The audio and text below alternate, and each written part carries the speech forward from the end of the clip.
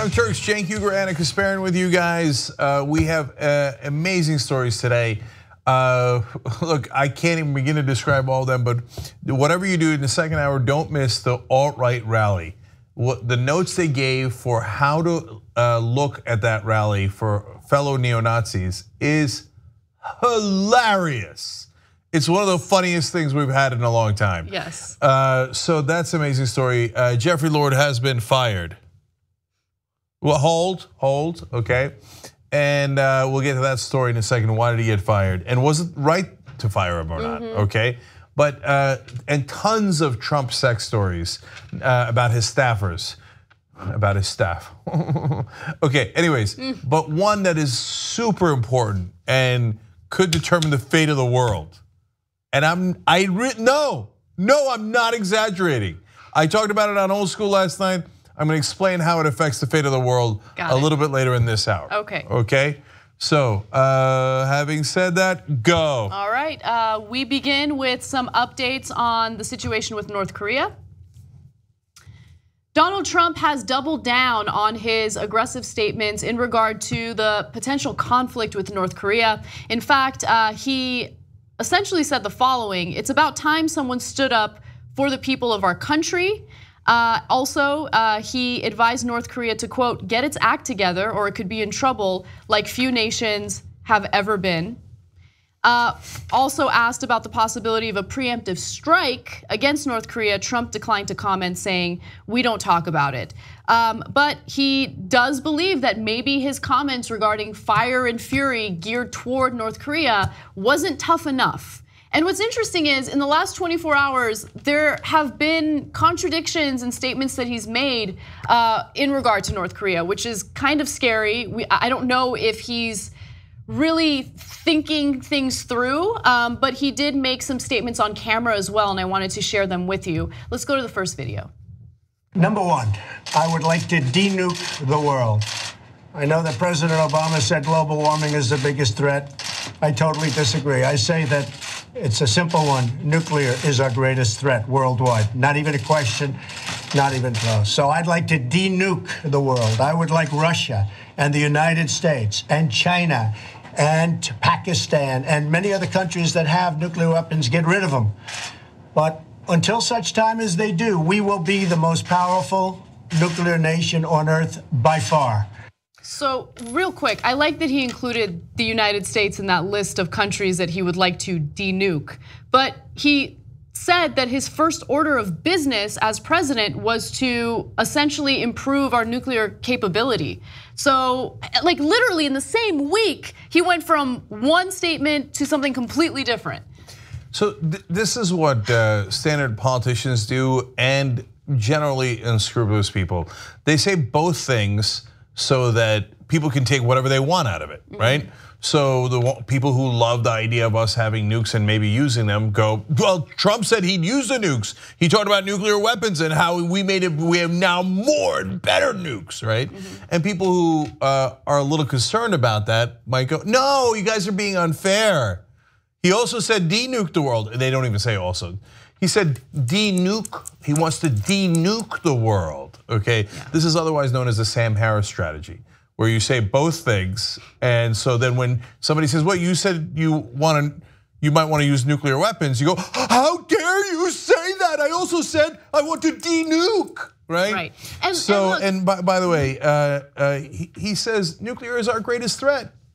Well, then stop threatening it. You're the one who intimated earlier in the week that you would use nuclear weapons against North Korea. It's not like some other person's doing it and there's nothing you can do about it. You're the one making the threat. And you're the one who said that your first order of business as president was to improve our nuclear capabilities. So, which by the way, that was a statement that he made this week. Anyway, so you're right, Cenk. I think that he's trying to tone down rhetoric, which is a good thing, and it's because he is getting some pushback from those on the right as well in regard to how he's treating this entire situation. They want him to be a little more careful, a little more calculated and measured when he's publicly making statements about his plans on retaliating against North Korea. There is a second video I want to share with you guys. Let's take a quick look at that. He is disrespected our country greatly. He has said things that are horrific. And with me, he's not getting away with it. He got away with it for a long time between him and his family. He's not getting away with it. It's a whole new ballgame. And he's not going to be saying those things, and he's certainly not going to be doing those things. I read about we're in Guam by August 15th. Let's see what he does with Guam. He does something in Guam, it will be an event the likes of which nobody's seen before, what will happen in North Korea. Well, wait a minute, Anna, he just said he wanted to denuke the world, and he's, again, now going back for the at least second time in this week and saying it is going to be an event like no one has ever seen before. Earlier you referred to fire and fury like no one has ever seen before in this world. Well, we've seen nukes, so I guess this is worse than nukes because that was just atomic bombs that we dropped on Hiroshima and Nagasaki. The guy's a walking contradiction. If you think you agree with Trump, I have an important question for you. Which one? Right, and look, to be fair to him, in that second video that we showed you, he said if they attack Guam, they will be met with, But retaliation. Anna, yes, no. I get it, and you're right, and you guys all saw that for yourselves. But first of all, remember he promised a fire and fury like you've never seen before the Guam threat. That's what precipitated the Guam threat from North Korea. So, and then that led to him Trump making even further threats, and now. You just said you want to denuke, and then said again things like no one's ever seen before, intimating nukes. And then, by the way, we're not just implying that. The first time he said it, the very next morning he tweeted out, talk about nuclear weapons. To make it absolutely clear, he was in fact referring to nuclear weapons. Yes. So there he is again referring to nuclear weapons, a sentence after he says he wants to denuke. Right, exactly. And if they attack Guam, we can attack them back. We don't have to use nukes. Yeah, exactly. And look, the reason why I bring that up is not to give him credit. Absolutely, the reason why this has escalated so quickly is because of the way he spoke about North Korea to begin with, and that led to North Korea threatening to attack US territories. So Trump is the problem here. He needs to find a way to de-escalate this situation instead of making it worse than it needs to be. But one quick comment that I want to make about public opinion. So look, I want to know what the other side thinks about this because I am curious, is it just members of the left that think that this type of rhetoric is dangerous, or are there people on the right who support it? And the reality is it's a mixed bag. So there are people on the right who think that his rhetoric is problematic.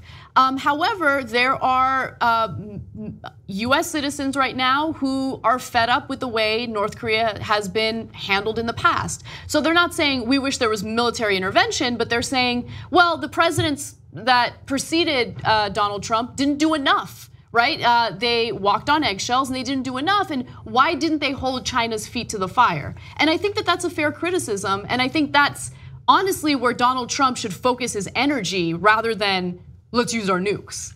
Yeah, no, I've been saying that for the whole week. No one did enough, whether it was Obama or Bush or Clinton. Now, look, I didn't want those guys going to war either, so I know that they made some deals where at least we didn't have military conflict. And yes, the longer you delay military conflict, the longer their development of weapons can theoretically go on. So that's the downside, perfectly aware of that, right? On the other hand, the longer you delay military conflict is the longer you don't have military conflict and might be able to avoid it by other means. God knows what a coup happens in that country. I mean, the whole population is basically imprisoned by just a handful of, a dictator and a handful of his goons.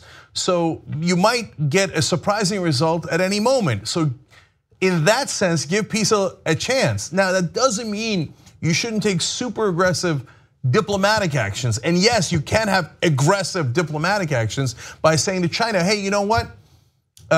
Carrots and sticks. Earlier in the week, we talked about carrots for China. How about we talk about sticks? If you don't do what we're asking you to do in terms of putting pressure on North Korea, we're gonna put pressure on you. That's it, tariffs. Oh, wow, that can start a trade war. Yes, but a trade war is potentially disastrous, and I don't want one, but is better than a nuclear war. So let's use other really important, strong tools at our disposal to make sure we resolve the North Korea situation. Nobody's happy with Kim Jong-un threatening the world over and over again. But look at the wrong expectations that Trump sets. He says he won't be saying those things anymore. Well, you can't. That is a promise you couldn't possibly keep. Kim Jong-un and all of his idiot generals are filled with hubris and bombast. And for all of our lives, all these guys, including his dad and his grandfather, have been like, oh, we will destroy you. We are the greatest. You're an ant. We're a tiger. All this insane stuff. Well, now if your new threshold or line in the sand is you're not even allowed to talk, you're not allowed to say those things, well, then you're gonna guarantee conflict because that's a promise you can't keep. And finally, just before we came on air, Trump talked again about this, and every time he does, he endangers the world. He said about his tough talk and threats of nukes, etc., about North Korea, he said it's not a dare, it's a statement of fact. Oh, he's a child, man. That's the kind of thing that third graders say to one another when they're threatening each other on the schoolyard. And that's what we have. We have two man-childs here with Donald Trump and Kim Jong-un. Unfortunately, they have enormous weapons at their disposal. Right. All right, well, there's another component to the story that is insanely important. A debate has started among members of Congress as to whether or not Donald Trump should or needs to seek congressional approval to do a preemptive strike on North Korea. Now, thankfully, there are Republican members of Congress who are speaking up and saying that congressional approval is absolutely necessary. Senator Dan Sullivan, who's a Republican from Alaska, and who sits on the Armed Services Committee and comes from a state North Korea claims is within range of its missiles, said preemptive war on the Korean Peninsula would require authorization of Congress. He continues to say that Article 1 of the US Constitution is very clear about that. We also have another Republican who says, I think it would be to the president's advantage to consult with Congress. It lets North Korea know we mean business. That's Representative Daniel Webster from Florida. Of course, there are Democrats who would definitely prefer congressional approval. Let's hear from one of them. We know that the president is suggesting potential use of military force. This is a conversation that needs to take place. Representative Dan Kildee from Michigan. And so the list goes on. And I'm glad that members of Congress on both sides of the aisle are now speaking up about this because there is a potential preemptive strike against North Korea based on some of the rhetoric that we've heard from Donald Trump. But I also want to note that even though our law indicates that they're supposed to get congressional approval, there have been lawmakers on the left who have violated that. So in 1973, there was the War Powers Act that essentially says, gives the president the power to wage war for 60 days before an authorization from Congress is needed. After that, if Congress says no, or if they don't get congressional approval, they have about an additional 30 days to withdraw troops. And Bill Clinton, did the bombing in Kosovo without congressional approval. Also, there was the case involving Barack Obama and his military actions in Libya. Okay, so usually both parties are enormously hypocritical about this, and depending on who's in office, they'll just say, "Oh yeah, the president has total power." If it's for the president from their party, and if it's not, they'll say, "Oh, the president has no power to do that. It's outrageous." And they'll read the Constitution. So what's the reality? Yeah, so I think that even the War Powers Act of 1973 is unconstitutional because it clearly says in the Constitution that Congress has to declare war. So now we've made all sorts of nonsense compromises that have nothing to do with what's written in the Constitution. If you're a judicial conservative and you believe in strict interpretation, all of this should be clearly, obviously out of bounds. And very quickly, remember, after 9/11, Congress essentially allowed presidents to go after terrorism without congressional approval. So that kind of opened the floodgates for more power concentrated in the executive branch. So I want to get back to that in one quick second, but so dropping a bomb on a country, even if it's not against the government of that country, there is no such exception in the Constitution. There's no exception for drone strikes, signature strikes, only air wars against Libya. There's no exceptions for any of this. And there's certainly not an exception for nuclear war, which is as war gets. So going to Anna's point about the 2001 authorization for the president to act against the global war on terror, which is way too broad. Barbara Lee did a wonderful thing. She's a very progressive member of Congress, and she sits on the powerful House Appropriations Committee, and she suggested that authorization be taken away because it was from 16 years ago and it's too broad. And guess what? It passed the committee, and that's great. That's amazing. And then, of course, Republican leaders came in and killed it and took it out of the bill that they were considering. So that's, again, the Republicans being hypocrites at the leadership level. But to be fair to the Republicans, here, finally, we are beginning to break some partisan ranks. And in this case, it's the Republicans who deserve credit. With a Republican president sitting in office, some of them, not most of them, but some of them are beginning to say, maybe we should go back to what the Constitution says. Obviously, partly because they can see Trump too. They have eyes. Right. They don't see him as a rational actor. I think that's the reason why they're speaking up, and they realize what's at stake. Yeah, so they realize how erratic he is, and they're worried that he might actually start a nuclear war, which would be unbelievable. Even Representative Adam Kinzinger, a Republican of Illinois, trying to support Trump, had to admit that the words he used against North Korea were, quote, silly words, and that he wouldn't have said them, and he hopes that the president can find a smart way of saying it. Good luck with that approach. And finally, Representative Ted Lieu, Democrat of California, and Ed Markey, Democrat of Massachusetts, who's a senator, wrote companion bills saying that Trump should not have the authority to launch preemptive nuclear attacks before Congress declares war. Now that to me is the most reasonable thing in the world. You shouldn't even have to pass that bill. It's already in the Constitution, but it's great to clarify. And of course the Republicans overall, the majority of them said, hell no. So, well, that now sends a message to Trump, despite some breaking in the ranks, the Republican Congress says, if you want to do preemptive nuclear war, it's still okay by them. It's crazy and scary. All right, final part of this North Korea coverage involves evangelicals.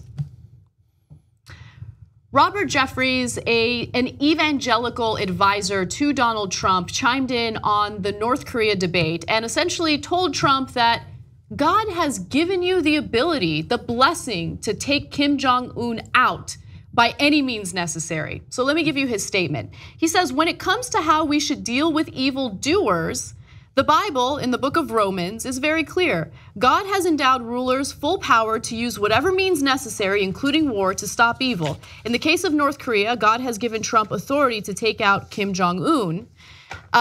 Now, keep in mind that the passage that he's talking about is Romans 13. The passage says that government authorities have been installed by God, and a ruler is the servant of God to execute wrath on the wrongdoer. In Jeffrey's interpretation, that gives leaders freedom to do whatever, whether it's assassination, capital punishment, or even evil punishment to quell the actions of evildoers like Kim Jong-un. And here is one more tweet that he put out there. When the president of the United States draws a red line, he will not erase, move, or back away from it. Thank God for a president who is serious about protecting our country. The reason why I think that tweet is relevant is because it makes it clear that he is responding to Donald Trump's threats of nuclear action. His original statement didn't mention nuclear action, but that tweet is in response to it.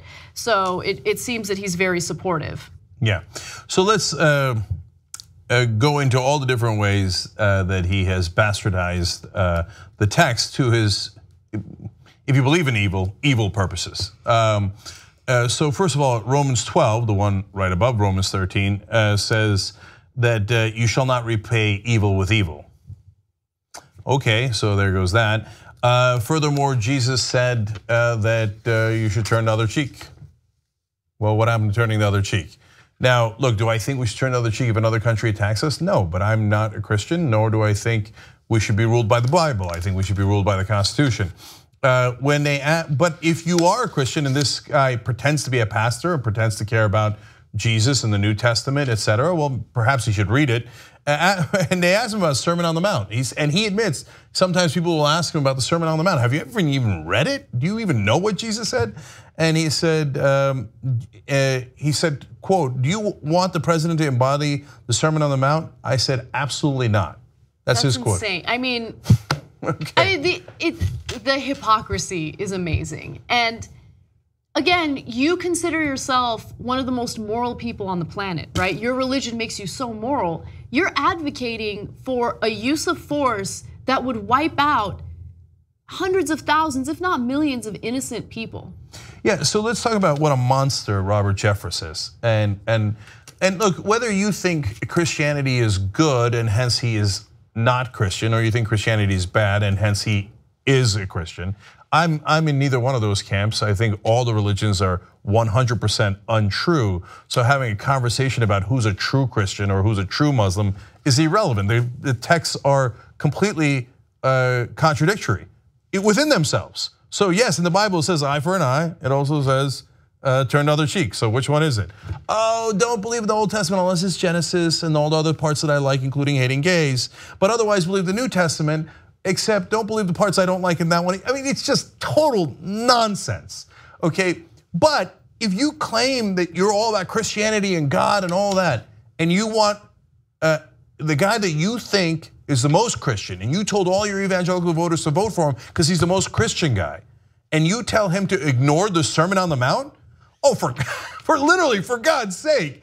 I mean, it doesn't get any less Christian than that, at least. I mean, if the Sermon on the Mount doesn't count, then what have you done to the Bible? You've done the anti-Thomas Jefferson. Thomas Jefferson, by the way, a founding father and helped to write the Constitution. Obviously, James Madison wrote it. Thomas Jefferson wrote the Declaration of Independence, but Madison also partly based it on what Jefferson had written in Virginia. So he would tear out huge parts of the Bible, most of the Bible, that he thought was gross and violent and unproductive, and he had the Jefferson Bible, only the good parts. It looks like Jeffress has the exact opposite. Yeah. He ripped out all the good parts and he only left the bad parts.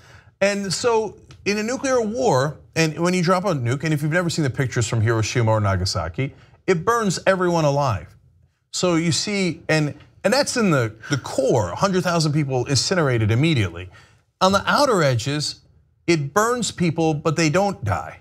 And then they get the radiation, and then the radiation's in the water, and it's poison that kills them slowly.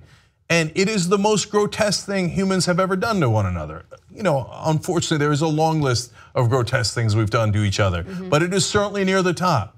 And here's Jeffress going, burning babies alive, that's what Jesus would want. Wow, if you think that's what Jesus wants, then your view of Christianity is way worse than my view of Christianity, and I don't believe it at all.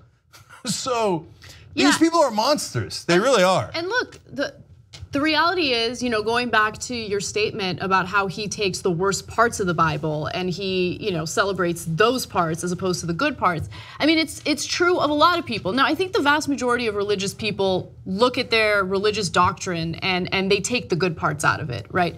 But there are people who cherry pick and they use that doctrine as an excuse to hate, to advocate for violence, to discriminate against people. And so it doesn't surprise me. It's just that whenever we have these conversations, it's usually about people from one specific religion as opposed to evangelicals. Yeah, so now two more things here. I don't want you guys to get the wrong idea that all Christians agree with him, not remotely. Right. There are a lot of Christians who've come out. There's a Catholic priest who wrote a great article in the Dallas News. Joshua Whitfield is his name. Yeah, and he's a Catholic religious leader, and he just laid into Jeffress and said he totally misunderstands the Bible, and he gave a bunch of Bible quotes, etc. Wonderful job by him. And Catholics generally oppose war, let alone nuclear war. The Pope has fought against war over and over again, including the Iraq war in earlier days. This Pope, and it's not just this Pope who is more liberal. No, even conservative popes were against the Iraq war, were against all those wars. And even on Twitter today, tons of conservative Christians, Republicans, saying that Jeffress does not represent Christianity. So I want to give you the full context. But if you're in Jeffress's camp, and that's the kind of evangelical Christianity that you believe in, well, one, you're an enormous hypocrite. So you're supporting Donald Trump, who was married 3 different times? What happened to your family values? Who notoriously cheated on almost all of his wives, I believe every single one according to charges by others, right? Let alone what's in the divorce papers about what he did to his wives, let alone what he has bragged about doing to women who gave no consent. And all the time you said you cared about morality and family values, you were 100% lying. It was political cover for things that you actually wanted to do, things grotesque like this, more war, nuclear war, etc. And then finally, guys, are you kidding me? So Jefferson's main point is, that's okay, the government is awesome. The government persecuted against Christians. It's all over the Bible. We should watch out for the government. And if you're a conservative, aren't you supposed to say small government? And so the Christians would be, thrown to the lions by the government. And so St. Paul warned about the government. They all did, and they said it is. You want to read a quote about it? I do. Go ahead. Let's go to graphic 17, and this is written by Catholic pastor Joshua Whitfield that we referenced earlier. He says, for Paul, it would have been unthinkable to consider a political ruler some sort of anointed Christian prince or president waging war on behalf of believers. He saw political authority as something ordered by God rather than ordained by him. And he talks about how Paul thought that government was demonic. Now, look, I don't agree with that either, and we should be ruled by the Constitution, not the Bible. Yes. But in terms of if you actually care about what the Bible says and what the core of it is, Jefferson takes the one small part of the Bible where it's like, oh, I guess let government do whatever it wants, and and there's of course let's give Caesar what is his, etc. Basically, because the Christians were nonstop getting slaughtered by the governments of the time, which were pagan. It was basically saying, don't mess with the government, otherwise it'll kill you. Right. Exactly. And so, one last point that apparently the so-called Pastor Jeffress never thought of. You know who was killed by the government? Jesus Christ. So the local political leader in the area murdered Jesus. And now Jefferson's idea is that's okay. The government can do things that appear to be terribly evil because it's responding to evil. And God ordained it to commit heinous acts. And that's what Christianity stands for. If you're in his camp, man, you're monstrous and you're deeply immoral. And if that's your vision of Christianity, you have done more to malign Christianity than any non-Christian ever could. Yes. All right, that does it for our North Korea coverage. When we come back from the break, a little more coverage of foreign policy, including Donald Trump's indecision on what to do in Afghanistan and how many lives are being lost as a result of that.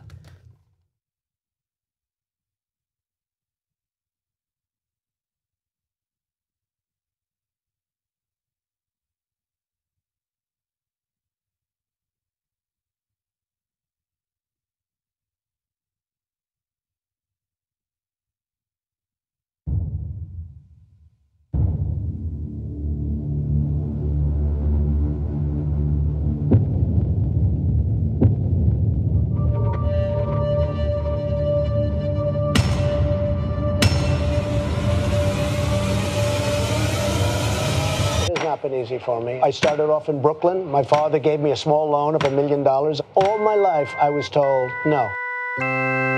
You said I had small hands. They're not small. I never heard that one before. I got a bunch of things to go through. No Republican would have ever voted for Bernie. He would have done worse than Hillary Clinton. So miserable. All right, I'm gonna stop myself before I say things that are offensive. If I ran for office, and that would be a trippy day, right? I'd break even more rules than Trump. If I had all the money in the world, I would enjoy that. We have a great show for you. Steve's answer is C, Dave's is A, and the correct answer is, of course, B. You guys are the worst. Here's the story, and it's not funny, but Steve is over too. It seems just comically unfair and ridiculous. The Democratic Party just sucks right now. It just sucks because it doesn't know what it stands for. We should probably wrap it up.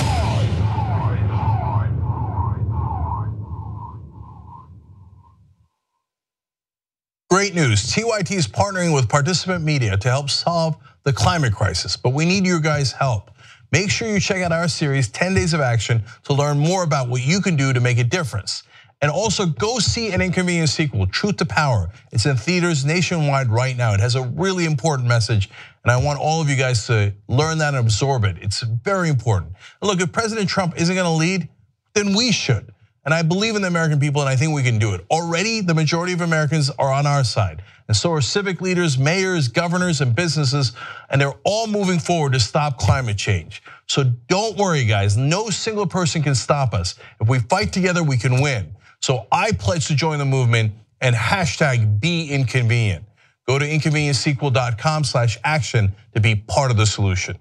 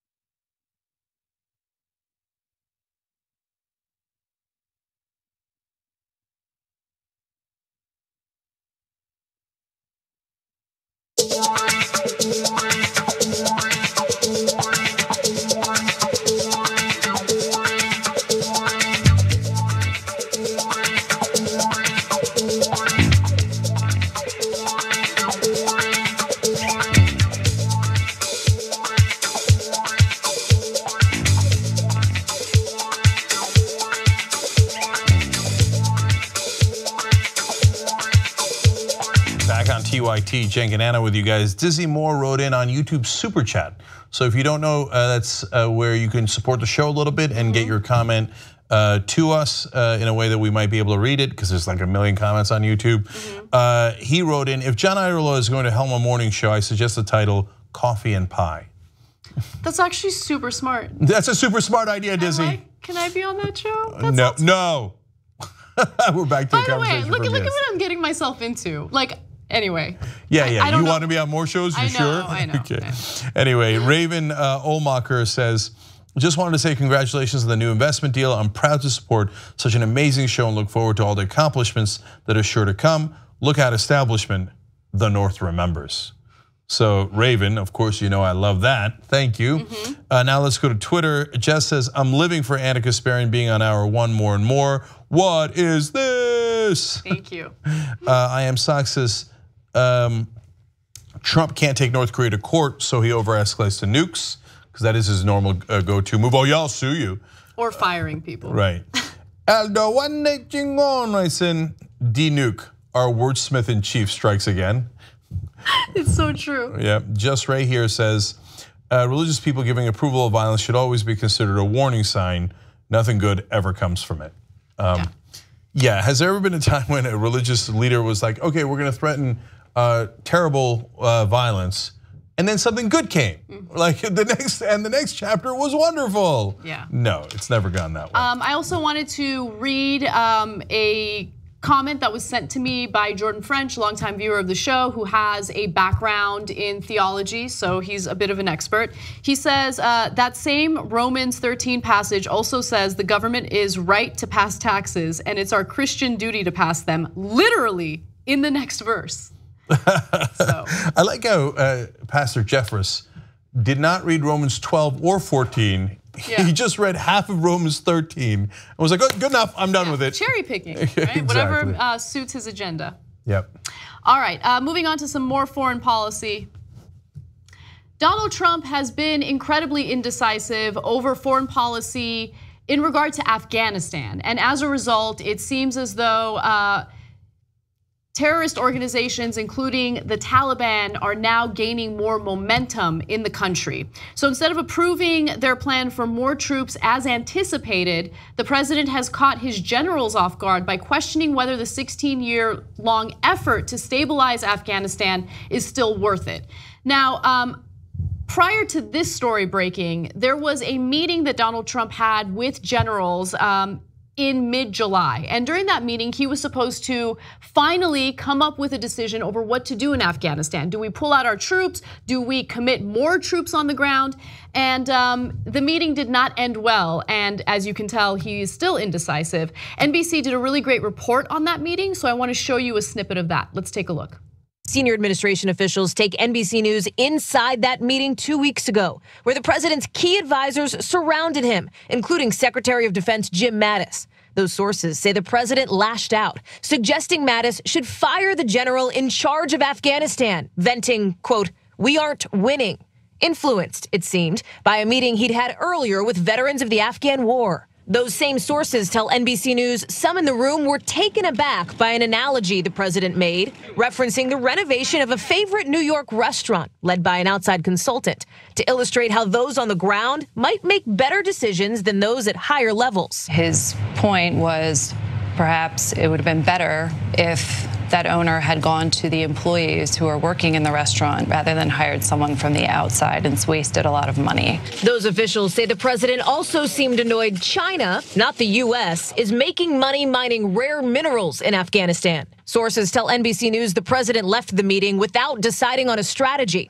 and that his advisors left stunned. By the way, in that meeting, he was reported to be particularly harsh to Mattis, and Mattis ended up leaving for a long walk so he can kind of think about things and what his next steps will be. But I think, look, the story has a lot of moving parts, but what I want you guys to pay attention to is the issue of China mining for the minerals. Trump is bitter about that. And also, he wasn't given one option. He was given a variety of options, including pulling troops out or committing more troops. And he doesn't like any of them, probably because there are some financial considerations that he wants them to take into account, and they haven't yet. So I've got a lot of mixed feelings about this, so let's talk about all the different angles. First, on the minerals, I want to be clear, he doesn't think we should get contracts to mine the minerals, he just wants to take them. That's right. And he said this during the campaign, and people thought he was exaggerating when he said, well, we went to Iraq and we spent all that money, why don't we just take their oil? And people thought, well, no, he's oversimplifying, that's insane. Of course we can't just take their oil, then the whole country would be an open revolt to us and we could never get out, right? No, now he's president, he's saying, well, they've got like $1 trillion of minerals in Afghanistan. Why don't we at least take it to pay for the war? No, that would be stealing. That would be robbing from them. And if you thought you had a bad fight in Afghanistan today, wait till you let it get a load of Afghanistan if you do that. Now, but there are plenty of things that I sympathize with Trump on here, which is rare. So, one, he's right, there are no good options in Afghanistan. Two, now let's remember, Obama took a long time to make a decision on Afghanistan, so fair is fair.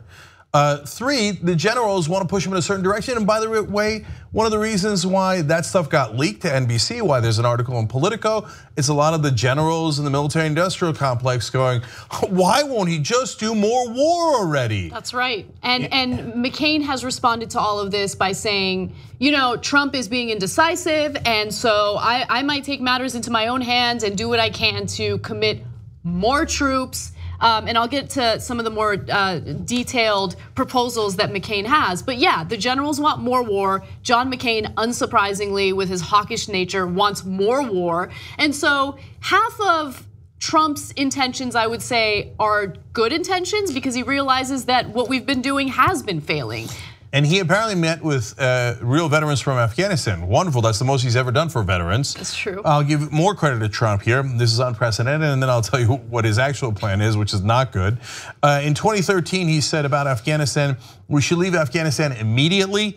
No more wasted lives. If we have to go back in, we go in hard and quick, rebuild the US first.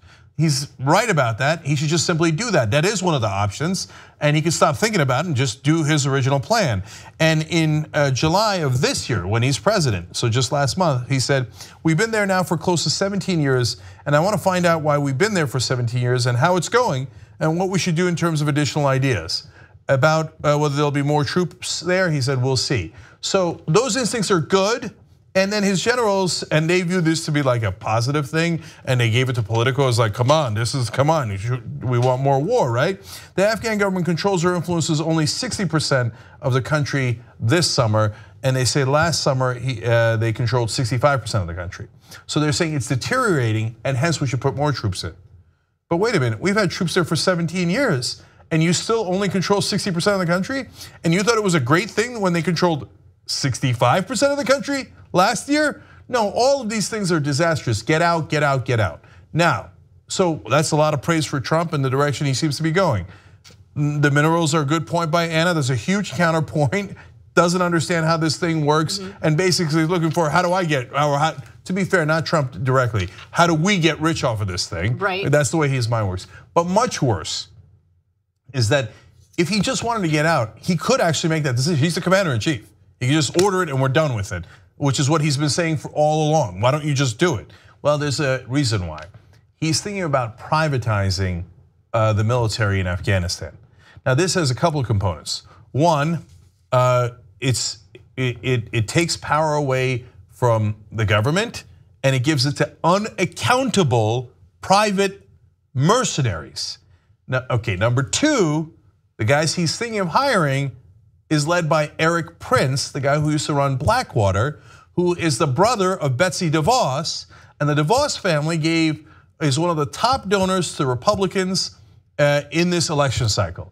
So, and Eric Prince is also the guy who went and met with the Russians in a secret meeting in Seychelles that we found out about a couple of months ago. So Eric Prince is helping Trump with the Russians, and his family gave more money to the Republicans than almost anyone in the country. And all of a sudden, Trump thinks, well, I don't like the option of leaving anymore. I don't like the option of putting in more troops. And he's, in other words, biding his time to introduce the option of, why don't we just give it to my friend Eric Prince and let him make billions of dollars off of it? That way the millions he gave us will be repaid by billions from taxpayers. That's right. And the mercenaries will be unaccountable so they can do whatever the hell they want. Eric Prince wrote an article in the Wall Street Journal in May arguing for this position, and he said we should just have a viceroy. We're going back to viceroys? And by the way, not a government one. Not one accountable to our democracy, right? But a private viceroy for a mercenary army. And think about the ramifications of Blackwater, or this private organization having complete control with a lack of oversight. Now, of course, there's the cost component of that, where we're going to have to spend a ton of money paying these private contractors to handle the situation in Afghanistan. But there's also the issue of how Blackwater behaved in the past during the Bush administration. And so, look, people can deny it as much as they want, but our actions in the Middle East have only led to more instability and more hostility toward the United States. You have Blackwater type guys back in control in a place like Afghanistan.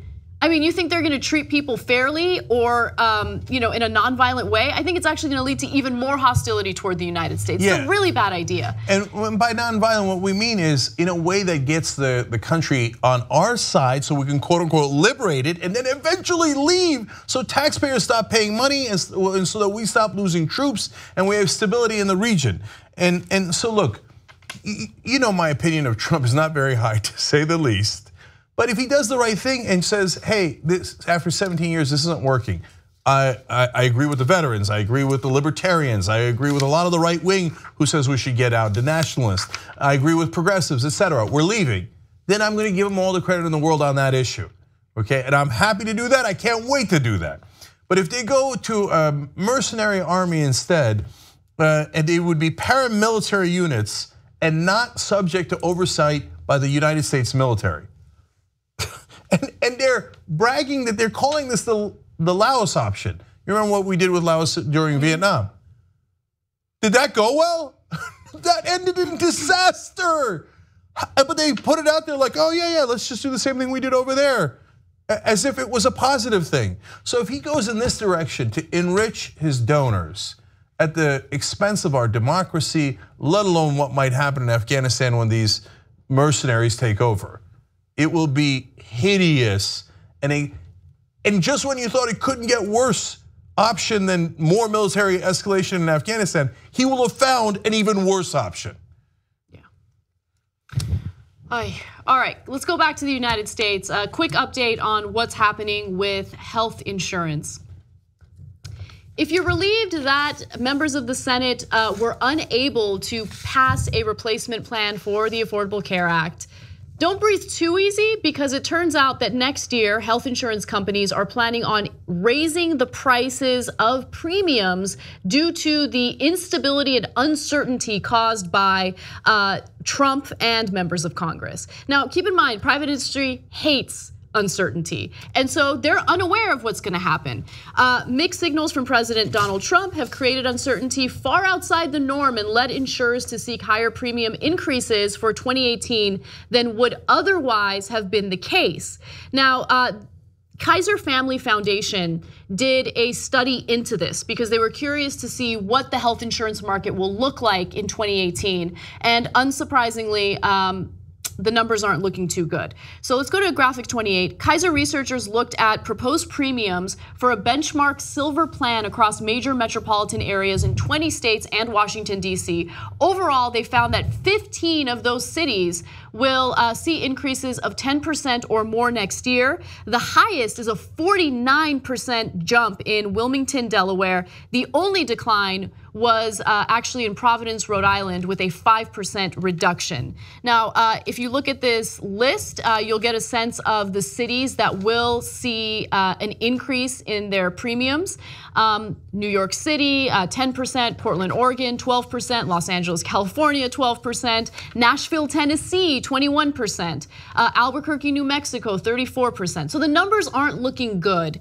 And insurers that assume that Trump would make good on his threat to stop billions in payments to subsidize co-payments and deductibles requested additional premium increases ranging, again, from 2 to 23%. So there's a couple of reasons why this is disastrous. One is that, as Anna's telling you here, they're assuming that they might not get help from the government to on those premiums, as was the old plan.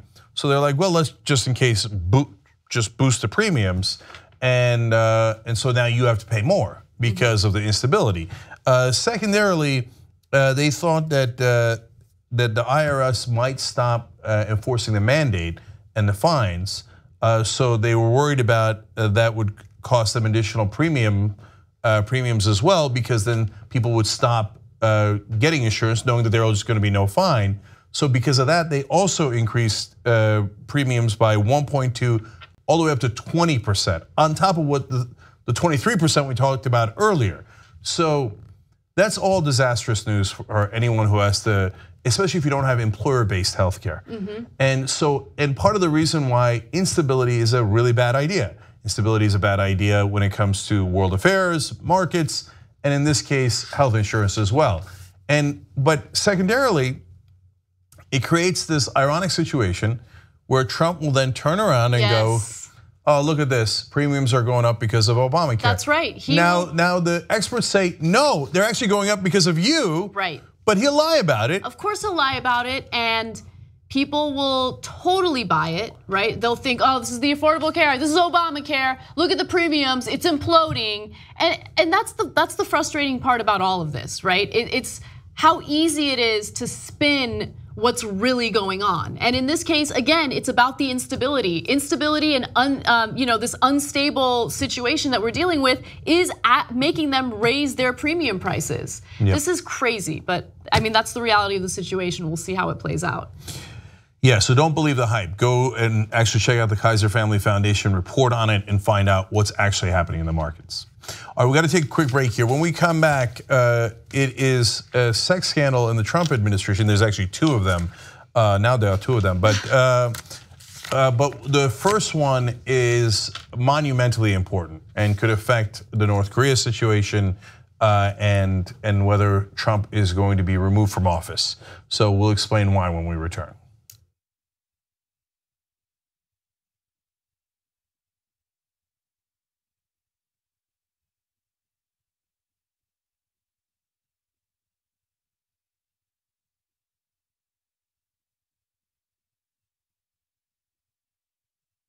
All right, well, the Young Turks special election day coverage dropping.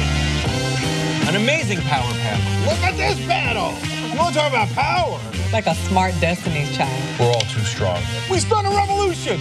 Yes, another one. Aren't you excited? Wow. Some of the best writers in the country are right here on this panel, with the obvious exception of John Irola. Let's not so quickly discount Harry Potter fan fiction. We have elected the top Twitter troll in the country. What ran me away from Christianity was judgment and condemnation. Assaulting peaceful protesters in North Dakota, crazier than bombing Yemen, crazier than bombing Syria so much they ran out of bombs. What infuriates me is being around the country and seeing misery, corruption, and injustice everywhere. This reductive interpretation of what their motives are, what Putin's are, by these amateur experts is just beyond. We don't kill our journalists, and they do.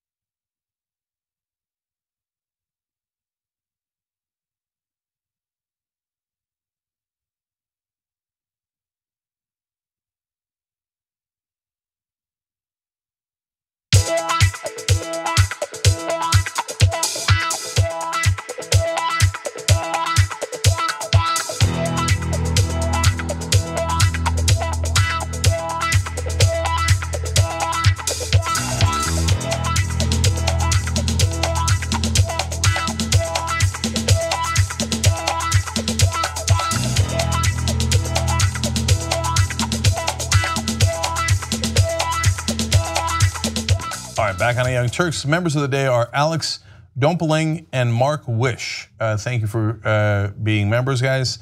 And today in the post game, we will discuss. I mentioned this in a previous old school episode, which you could also get through membership, about how the thing that I am best at is actually being an enjoyer of life. Okay. Okay. That's a good thing. That's a great thing. Thanks God. 222. And I want to tell you what I'm enjoying lately, which I think will greatly amuse you. Okay. Okay. So tytnetwork.com/join to become a member, and tonight Aggressive Progressive with Jimmy Dore and Steve-O. Check that out. Okay, 2 quick tweets. T. Lee Katz says he wants the generals to do it all for him. The presidency interrupts his golf game. So remember, he criticized all the generals nonstop during the campaign. Then he gets into office. General John Kelly's his chief of staff now. General Mattis is his Secretary of Defense. General McMaster is his his national security advisor. All he did was surround himself with generals. You know why? He thinks rich people and generals are successful. Yeah. And now at the same time, to be fair to him, he's not listening to the generals on Afghanistan, partly because it appears he wants to privatize it for his friends. And finally, Mike Ciarlo says, insurers are significantly raising premiums in 2018, higher than inflation. It's not uncertainty, it's profit opportunity. Mike, I hear you on that. I just think it's a little bit of a combination of both. Yeah. They think that the market has to be able to handle those price increases. And since Trump Care did not actually go through, all of those premium increases will just be profit. They were planning for situations that didn't actually occur. But the premium increases do occur, and it's nothing but profit margin. Right. Yeah, I know. Yep. All right. What's next? All right. Now to get to the racy part of the show. Let me set this story up for you guys so you have context before we get into the recent details. Donald Trump has bragged about the amount of influence he has over the publication National Enquirer. In fact, during his beef with Mika Brzezinski and Joe Scarborough, he claimed that they had reached out to him and begged him to stop the National Enquirer from publishing a story about their relationship, a claim that they deny. But now an interesting report was published by the National Enquirer indicating that Paul Manafort had cheated on his wife. Okay, Paul Manafort worked with Trump, and this report came out literally a day after news hit headlines indicating that Manafort had his home raided by the FBI as part of this investigation into Russian collusion. Now, again, hours after the Post story broke, the Enquirer went public with a story about Manafort having an affair. So the question is, where did the National Enquirer get this story from? Could it have come from Donald Trump, considering the close ties he has with National Enquirer CEO David Pecker, who is a huge Trump advocate? We'll see. Now, let me give you just a few components of what they wrote. I don't want to get into the details because I don't care about his affair. It's none of our business. But it's just really terrible, pretty brutal toward him. Yeah, so I think this story is monumentally important because I think it has everything to do with Trump's Russian investigation, and I'll explain that in a second. But whether it was planted by Trump, just to give you context on that before we tell you the terrible details of the story, well, Trump just bragged 6 weeks ago that he claimed Mika Brzezinski and Joe Scarborough tried to get him to stop a National Enquirer story, but that he wouldn't do it, thereby admitting that he controls what goes in the National Enquirer and does it. So they asked him to stop a story, and he said he wouldn't stop that story, which he apparently has the power to do. Now we know, and everybody in politics knows, that Donald Trump's been planting stories in the National Enquirer with his friend David Pecker for all this time. Remember the story about Ted Cruz having 5 mistresses, came out in the National Enquirer in the middle of the primary. Boy, that was awfully convenient. Right. And it's the most unbelievable story ever. Yes. 5 women would sleep with Ted Cruz? Come on. And no one would believe that. More likely to have alien babies running around. Anyway, so whenever there's a Trump opponent, Trump smears them. And by the way, National Enquirer did run the story about Mika and Joe Scarborough after Trump was having a huge fight with them. So this is how Trump goes after his opponents. Wait a minute, Paul Manafort was his campaign manager and is being investigated on the Russian ties. That means now apparently Trump is attacking Manafort. That has all the ramifications in the world. Now let's give you the details of the story because it gives you a sense of how deeply he's attacking him. Yes, so just some key components of what the National Enquirer wrote about this alleged affair. They accused him of cheating on his wife with a hottie younger than his own daughters. The National Enquirer investigation exposed a tawdry adulterer who wore his wedding ring while romping with his 33-year-old mistress in the bedroom he shares with his wife. Yeah, and then here's another one. President Donald Trump has been focused on draining the swamp in Washington, D.C., which is positive, obviously, of Donald Trump. Meanwhile, one of his trusted advisors was bedding another woman behind his wife's back, betraying her and his country. So a number of important things that come out of there. First of all, they are burying Manafort, saying that it's a sleazy sex scandal, as Anna quoted, tawdry affair. They later say that here's the smutty details. They bring his family into it. I mean, they went after him 100%. They left nothing left in their arsenal. So the second part of it is that last quote was incredibly important, thereby betraying his family and his country, and referring to Manafort, his former campaign manager, as the swamp. So now, first of all, just real quick on who it might be. They have sources from inside the White House. They quote them. Now, National Enquirer might make other things up, but they do have sources inside the White House. That is true. So let me read you one quote from a source they had, and I know exactly who this sounds like. The quote says, "The worst part was Paul would sleep with her in the master bedroom of the family home. He would leave his wedding ring on too." Okay, now I don't know for sure, and you could make any conclusion you want out of it, but that sounds exactly like Roger Stone. See, what Roger Stone does is he will make up gratuitous details in a story to make it seem more believable and so that you can visualize it. So he has bragged about this in the past, including the famous case of Elliot Spitzer and how Roger Stone claimed he left his black socks on while having sex. Now, at the time, I thought that was a lie. And then it turns out it was, and Roger Stone bragged about it later. Ha ha, I did it so people could visualize it. So here we are again, master bedroom in his wife's bed with the wedding ring on. It's Stone 101, and Stone is Trump's hatchet man. Okay, so now look, that doesn't have to be true. It's okay, you can call that speculation, and we don't know it for a fact, so I'm just giving you all the context. But by far the most important part is, obviously, Trump allies are planting this story against Manafort. And that means there's only a couple of options.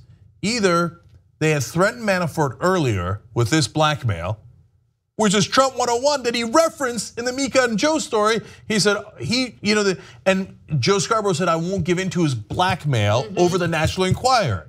So he's done this before. So he threatened Manafort, but apparently Manafort didn't listen, and hence the blackmail was actually employed. Right. That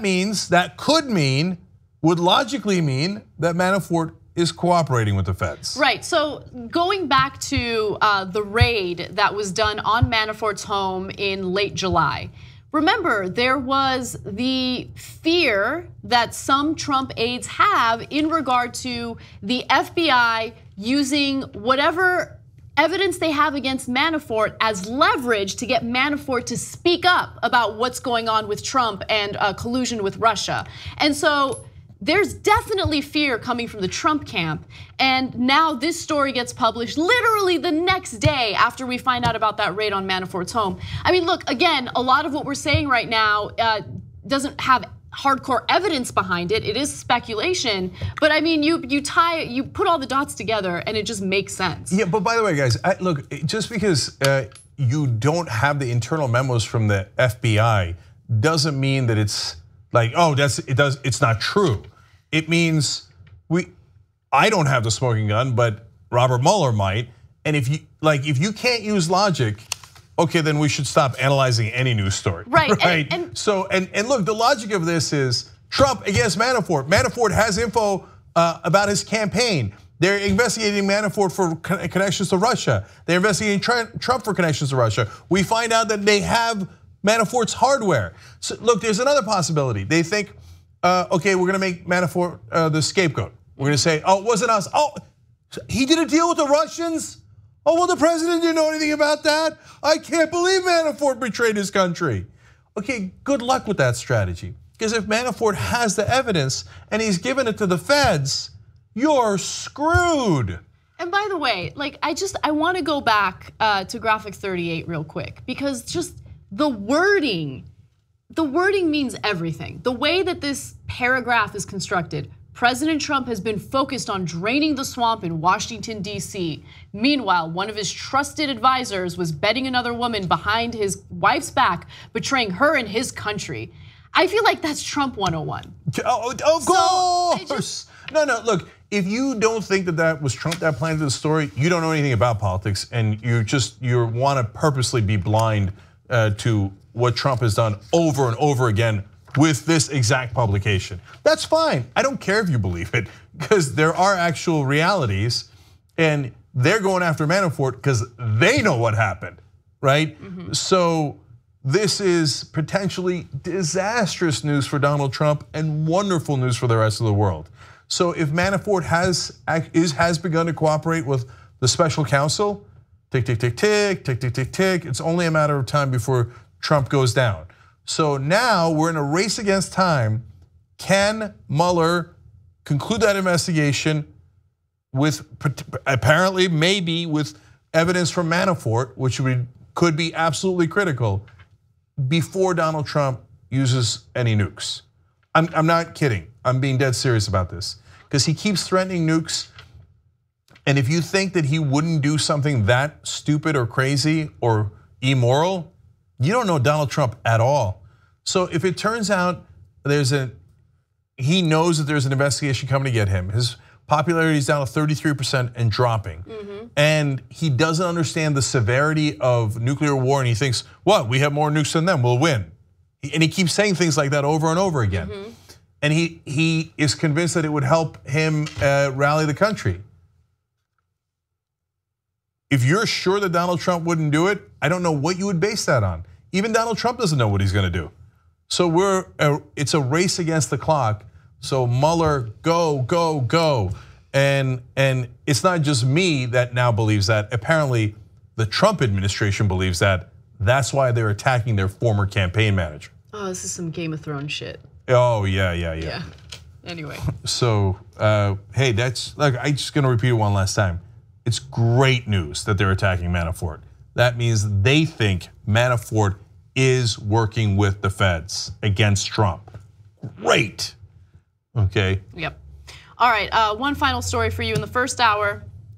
Former Trump staffers Jason Miller and AJ Delgado have now parented what's being referred to as a love child.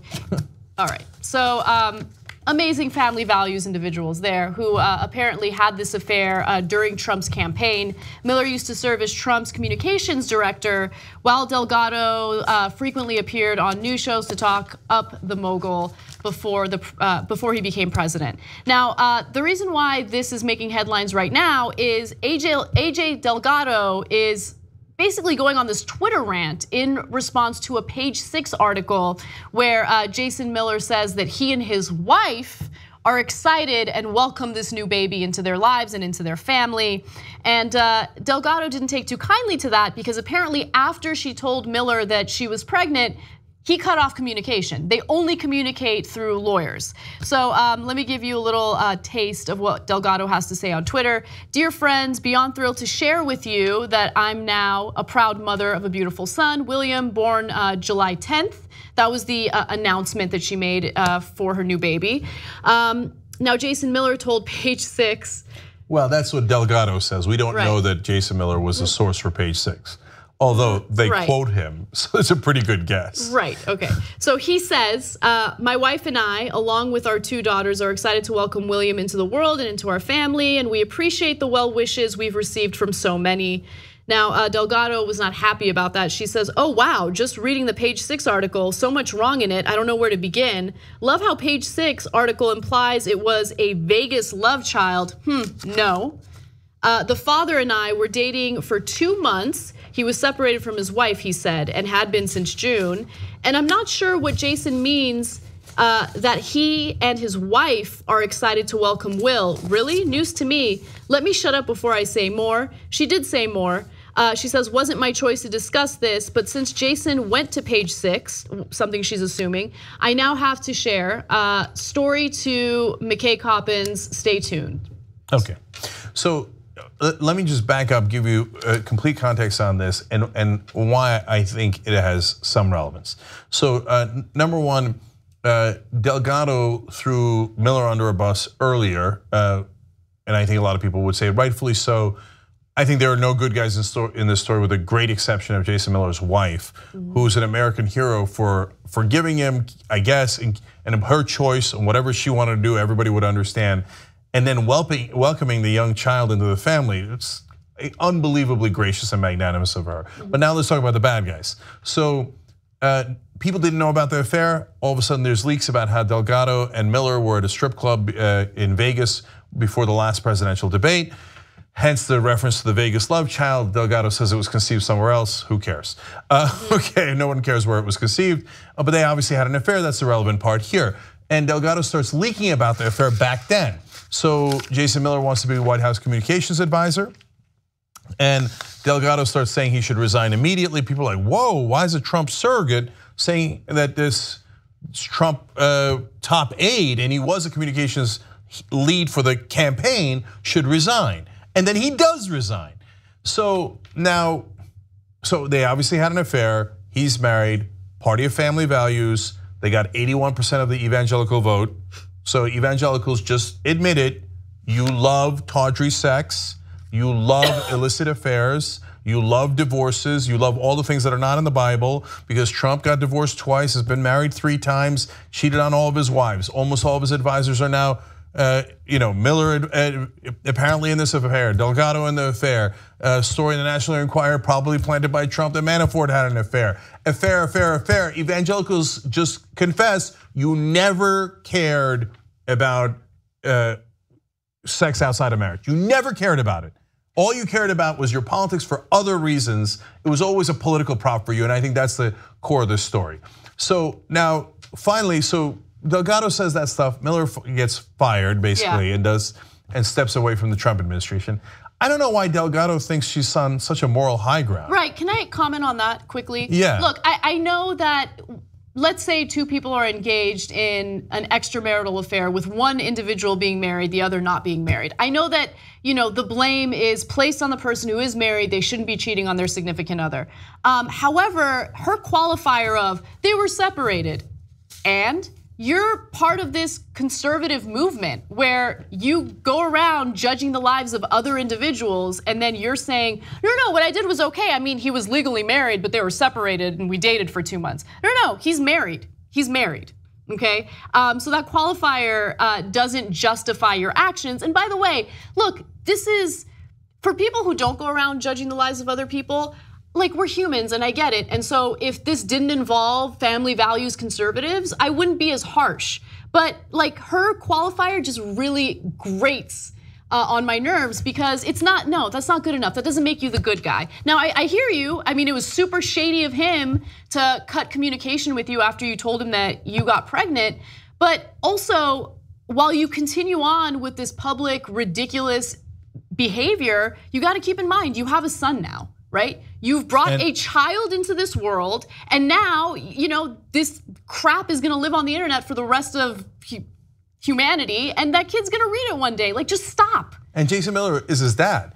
Okay, look, screw Jason Miller, and he's done everything wrong, and I can't stand him anyway, and so I'm not defending him even 1%. Right. But I'll be even harsher than you on AJ Delgado. So, hey, family values person going on TV talking about family values and how Trump is great. Wait. Why are you the victim because you both had consensual sex outside of marriage? Wait a minute, forget that he's married. I thought you weren't supposed to have any sex outside of marriage. Were you married to him? But AJ, you weren't married to him, were you? So you're telling everybody else, hey, get married. Don't do sex outside of marriage. Okay, all you evangelicals, go vote for us because we're the moral people. You go have sex with him apparently over and over and over again while he's married. Then you play the victim like, oh my God, I was misled. I thought that I was just having a technical affair with him, but not one that mattered at all. I thought I was just having sex outside of marriage, which I tell everybody else not to do. And now color me offended that it turns out that this serial liar who I know lies for the Trump campaign professionally also lied to me. And by the way, Jason Miller was a huge supporter of Ted Cruz. In fact, he had tweeted about how sleazy Donald Trump is, how terrible he is, especially after Trump attacked Ted Cruz's wife. And then when Ted Cruz's chances of getting nominated by the Republican Party basically faded, and Trump asked him to come work with him, he's like, yeah, sure, of course I'll do it. He started deleting his tweets. Anyway, just shady, sleazy behavior on all sides. And what I would hope is that they would at least keep their kids in mind, including Miller's 2 daughters, right? Delgado, just stop. Okay, you have a son now. There are 2 little girls that have to deal with this stuff in the future. It's just sick, and they need to stop. And finally, look, I don't care about anybody's personal lives. They want to have extramarital sex. I'm in favor. I don't care. It's not my business. I don't think he should have cheated on his wife, but it's again not my business. Okay, but these are the guys who claim it is our business. So the next time you see a Republican or a conservative or evangelical or whoever it might be, moralizing to you and telling you what you should and shouldn't do in your life, in your bedroom, in your bedroom, life, yeah, whether it's sex outside of marriage, whether it's taking away contraception, whether it's what you do with your body, or whether it's a lifestyle they don't agree with. How dare you have gay sex? You should only kind of have the kind of adulterous sex we have that is just as against the Bible as anything else. Keep AJ Delgado and Jason Miller in mind, and their trips to Vegas strip clubs and their affair in mind the next time you hear some conservative moralizing to you, because they don't mean a word of it. And behind the scenes, they're doing that and way worse. All right, now when we come back, we've got a lot more for you guys, including Eric Bolling and how he's striking back and on the sexual harassment charges against him. And Jeffrey Lord of CNN has been fired. We'll tell you why, and we'll tell you whether it should have happened, and maybe some surprising opinions there as well. We'll be right back.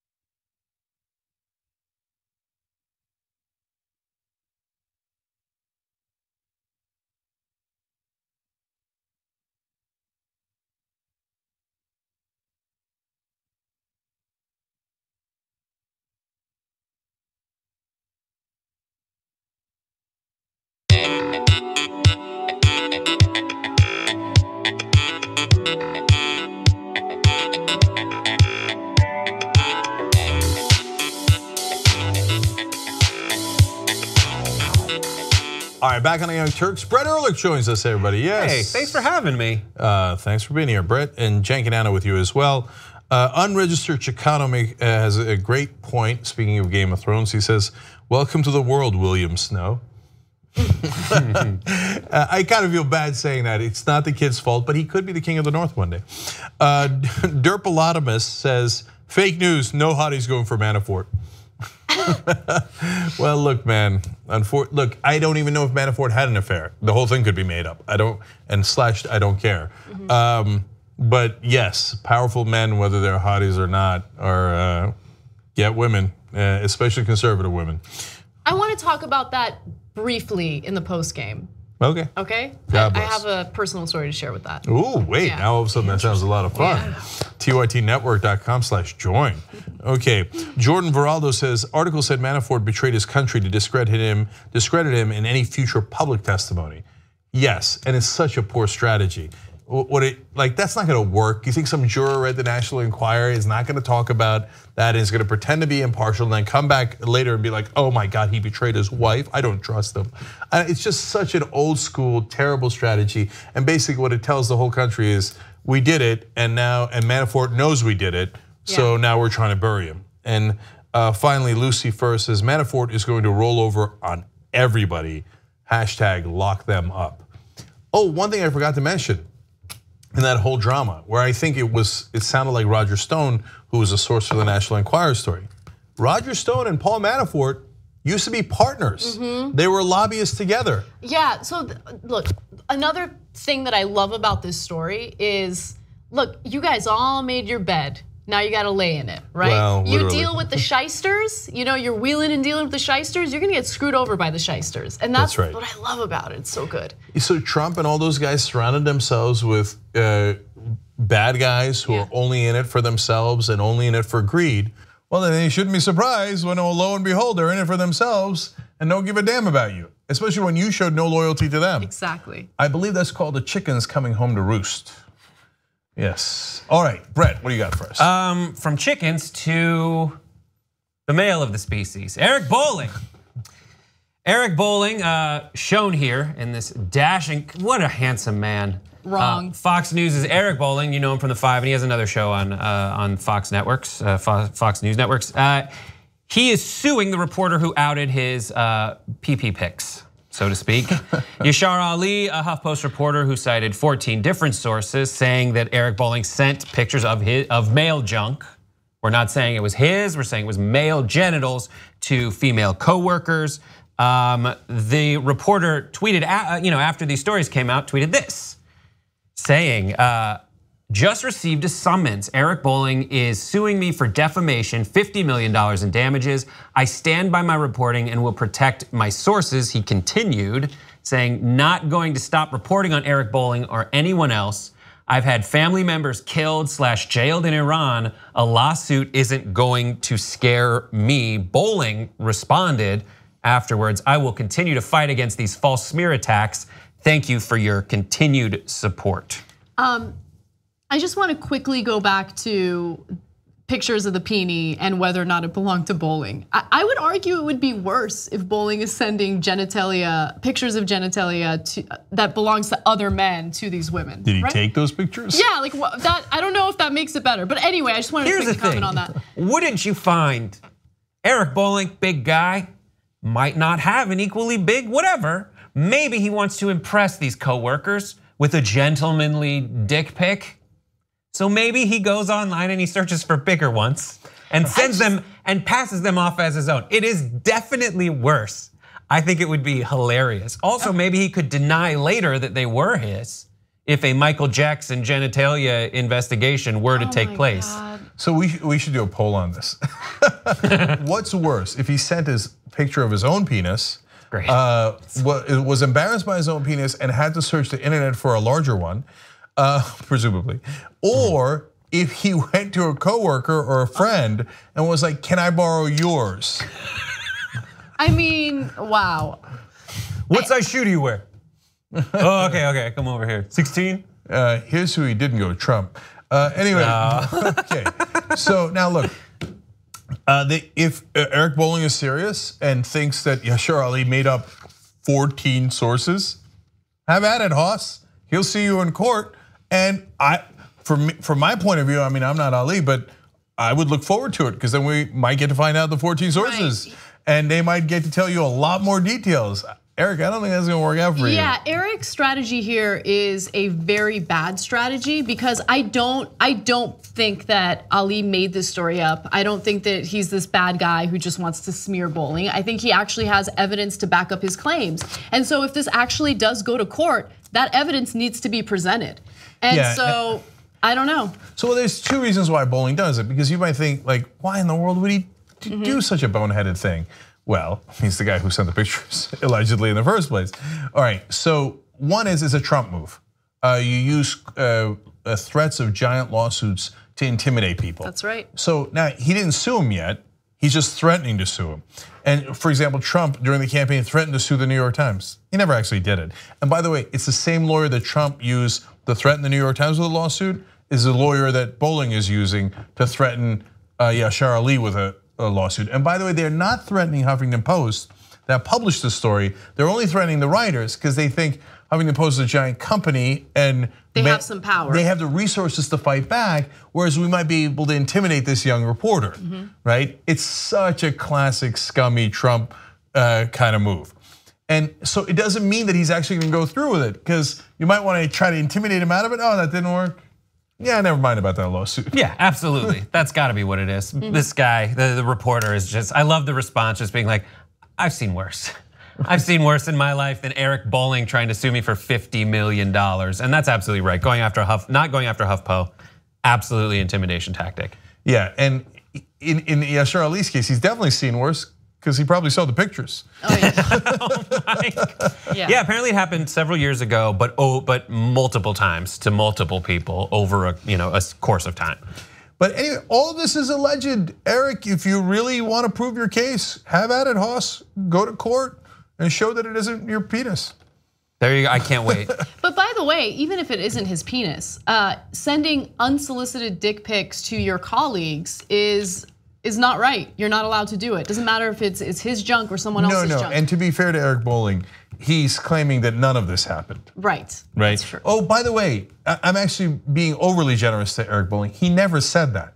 He just said he's gonna clear his name and that this is outrageous. Right. He never said he didn't do it. I checked all of his denials. Never once did his lawyer or himself say he didn't do it. So he's been suspended pending the investigation. So is Fox getting better at this kind of stuff? I think they have no choice but to get better on this kind of stuff, considering what happened with Roger Ailes and Bill O'Reilly. So many women have spoken out about their experiences with sexual harassment and sexual assault, that it has hurt the network. And so I think that they're getting a little smarter with taking care of situations like this. I mean, think about it. Bill O'Reilly was accused of sexual harassment very early on, and Fox News still not only decided to continue employing him, they fought his legal battles by providing resources. And so now, you have this Eric Bowling story, and they suspend him indefinitely until the investigation is done. So, I mean, yeah, I want to give them some credit for that. They brought in Paul Weiss, which is a law firm, to clean things up, and they have done real investigations. They're bringing in more female executives. They're bringing in more professionals. But I want to be clear about one thing. This is to help News Corp overall as a corporation. They're trying to do a huge purchase in Great Britain, and they're having regulatory issues with that, partly because of how they're running Fox News. But it doesn't actually help Fox News. Fox News ratings have gone down since Roger Ailes both got fired and then obviously later died. But and then Bill O'Reilly left, and all these guys have left. Their audience kind of like those dicks, and so and they don't mind the hypocrisy. They're like, yeah, family values, and all of our guys are sexual harassers. And yeah, Bill O'Reilly, who's constantly criticizing black men for being absent fathers, is sexually assaulting people that he works with. Or sexually harassing. Well, okay, sexually harassing. Yeah. What's wrong with that? Nothing wrong with that, right? Let's go ahead and continue criticizing minorities because we don't like them. Well, I mean, I can go on and on. In his divorce papers, his daughters say that they almost never saw him. He was an absentee father. Where are the fathers? Right? And so, look, all those things they didn't, because the family values is not actually about family values. It's code word for men should rule over women. And so the sexual harassment to them is not hypocrisy. They're like, what do you mean? Men ruling over women, just like I said. So anyway, now let's go to another media story. Okay, another media story. Jeffrey Lord and Angelo Carasone, the president of Media Matters. So Jeffrey Lord from CNN has been fired. They have parted ways. Jeffrey Lord is, the token conservative voice that comes up and says Trump things and then gets yelled at by everybody. Well, apparently he went too far. Here is what he tweeted. Sieg Heil, which is a Nazi salute. The full story is Jeffrey Lord had been kind of at war with Media Matters, saying that they had been going after Sean Hannity and trying to get his sponsors to pull out their sponsorships because of Hannity's behavior. And Jeffrey Lord kind of called him out, saying that they're fascists. The quote that he said is, Media Matters are fascists and anti-free speech bigots who, in typical fascist style, make it their mission to shut down free speech they don't like. It's kind of a typical response from conservatives to kind of call anyone who wants to hold folks responsible for their behavior and actions fascist for shutting them down. And so here is so Jeffrey Lord wrote an article about that, wrote a column, and Angelo called him out. Here's the tweet that said, behold, CNN's resident Trump advocate, Jeffrey Lord, at least they aren't trying to hide anything anymore. Sieg Heil, that's the wrong tweet, but the tweet was essentially, he said that Jeffrey Lord had spelled his name wrong in the column heading, and then Jeffrey Lord said Sieg Heil, essentially calling him out for saying he's a fascist. Then the next tweet, nice try. I will be happy to mock Nazis and fascists any day, and since you lead Media Matters fascists, I understand why you hate it. So, seeing the Sieg Heil, it seems that CNN has parted ways with him, saying Nazi salutes are indefensible. Jeffrey Lord is no longer with the network. Okay, so I've got a couple of things to say. First of all, ladies and gentlemen, we got him. They might actually be saying that at Media Matters headquarters, but A, we didn't get him. B, he got himself by tweeting that thing that, come on, you gotta know that CNN's gonna be touchy about that. Are they though? Is CNN gonna be touchy about that? I mean, CNN employs all sorts of contributors that are batshit crazy, right? And they do it on purpose because they know it helps their ratings. People like the train wreck. They know other media organizations like Mediaite will cover their clips if they have insane people on a regular basis. So they specifically seek out lunatics.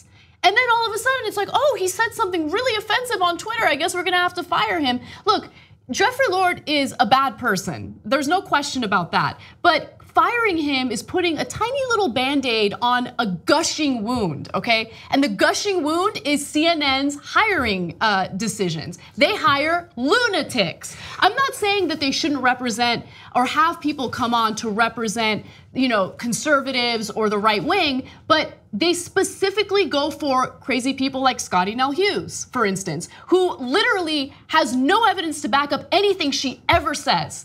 And they love it, they love it. They know it's gonna get covered by other media outlets because people love watching train wrecks. So I think CNN needs to really reevaluate their own hiring behavior before they take the moral ground on anything. So I have the right tweets here.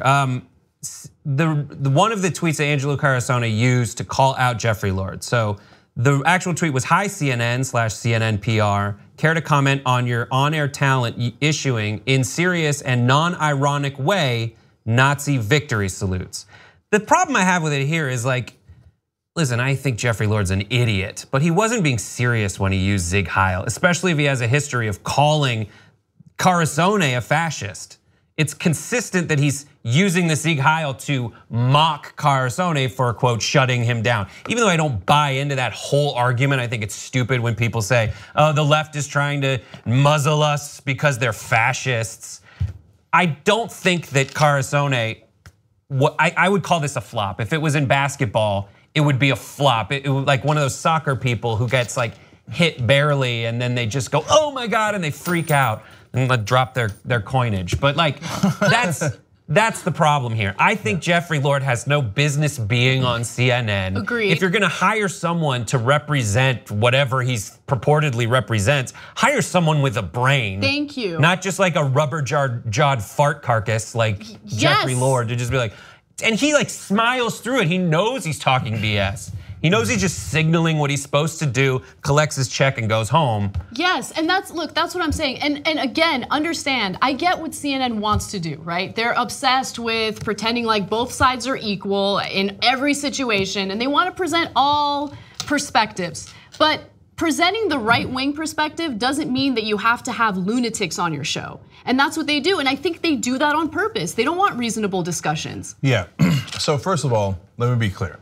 Jeffrey Lord should not have been fired, not for this. So I agree completely with Brett.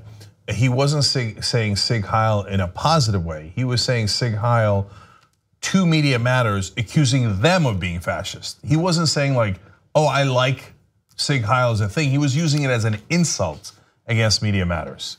So to fire him based on no context, I think is wrong. And so like what you missed that he was calling them fascist, it wasn't like they're making it seem like he was proudly fascist. He might be fascist for other reasons and we can all get into name calling. But in this case, he was using it as an insult.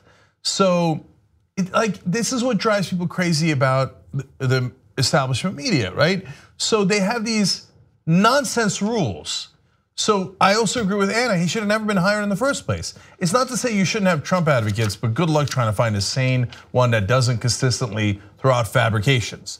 But look, they have 12 other conservatives on air. It's not like he's the only conservative on air. And a lot of them are Trump advocates and some of them are Republicans who are against Trump. So they've got the whole range. So now basically this is probably CNN going, all right, we can let go of this one because we've got 12 others now, right? But look, the standard isn't don't hire conservatives. The standard is monitor what you guys are saying, your contributors are saying on air, and if they're saying things that aren't true, you have an obligation to your audience to explain that they're not true. And if you want to fire Jeffrey Lord for consistently saying things that aren't true on air, great, that makes sense. Or give him a warning about that, talk to your audience about it, have a discussion over it. And maybe you shouldn't hire a lunatic in the first place, et cetera, et cetera. And if you can't find a sane Trump advocate, that might also tell you something, okay? But firing him over this makes no sense. It's like an arbitrary thing of, oh, you said a word that you shouldn't say, even though it's in a completely different context, don't care, third rail, you're fired. So they're wrong on every front here. Yes. And I can't believe they got me to defend Jeffrey Lord in any way, shape, or form. I know, exactly. And every so often, you'll get a headline about how frustrated Anderson Cooper was with the discussion on his show, or how frustrated Don Lemon was with one of these lunatics making the comments that they typically make on his show. But where were you during the production of your own program? You signed off on it. It's not like you don't know who these people are. But you never, yeah. I think a lot of it with the 24-hour news cycle is just laziness and who's around. Who can we rely on to be there because I got 60 minutes and I gotta fill it. There's and Jeffrey so Lord much is like, news. you just pick up like old plates and like the sink in the kitchen, and Jeffrey Lord's like hiding under there, like his little slug nest. And it's like, Jeffrey, are you in there? Come out and speak on Don Lemon show. He's like, all right. Yeah, look, let's just, and bottom line is, they hired him to be toxic. Yeah. Because it adds to their soap opera. Yes. So don't pretend that you're now all of a sudden outraged that he's toxic. That's what you hired him for. But I think they also are looking around to see what people think of them. They always want to, you always hear Zucker being like, we're making that show and we're doing it for ratings and we want to have that conversation. But they hear it, they watch SNL, they see the satire, they see everyone calling them out for all these things. And then this happens and they're like, I guess, I don't know, this is my chance to make it up for them. Brett's exactly right. This is a calibration on CNN's part. They needed Jeffrey Lord to be the heel in their little soap opera early on. They now have plenty of other cast of characters. So they're taking too much heat for this particular nut job. So they were looking for a moment, and they're like, good enough. Okay, you said the magic wrong words, you're gone. But now it just looks like the Jews run the media, and as soon as you say anything, even if it's satirically sound, they fire you because there's off limits words. I hate that. I hadn't even thought of that, Brett, and that's such a good point. Now it's going to allow the right wing to say, you see that? I know, but the right wing, members of the right wing, we're gonna say that kind of stuff anyway. They believe that stuff anyway, and that's no one's behavior should be influenced by what the right wing might say about it in the future. So, look, I think they should have fired him a long time ago. I agree with you guys. This was a random and weird way or excuse to fire him. But again, I think that they were waiting on the right moment or what they interpret to be the right moment, and I guess this was it for them. Anyway. Okay, let's take a quick break, guys. When we come back, the second best story of the day. I mean, look, all these stories today have been amazing. The Manafort story has enormous ramifications, so that's number one. But the second best story is about neo-Nazis talking to each other about what they should wear. You are going to love that story to pieces when we come back.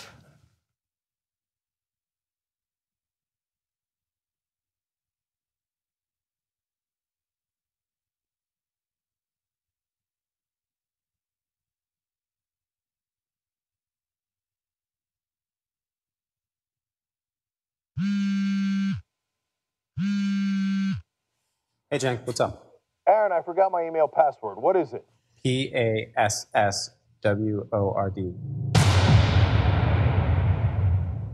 Welcome back to TYT Sports. Jason and Francis here. This is where everybody has to listen.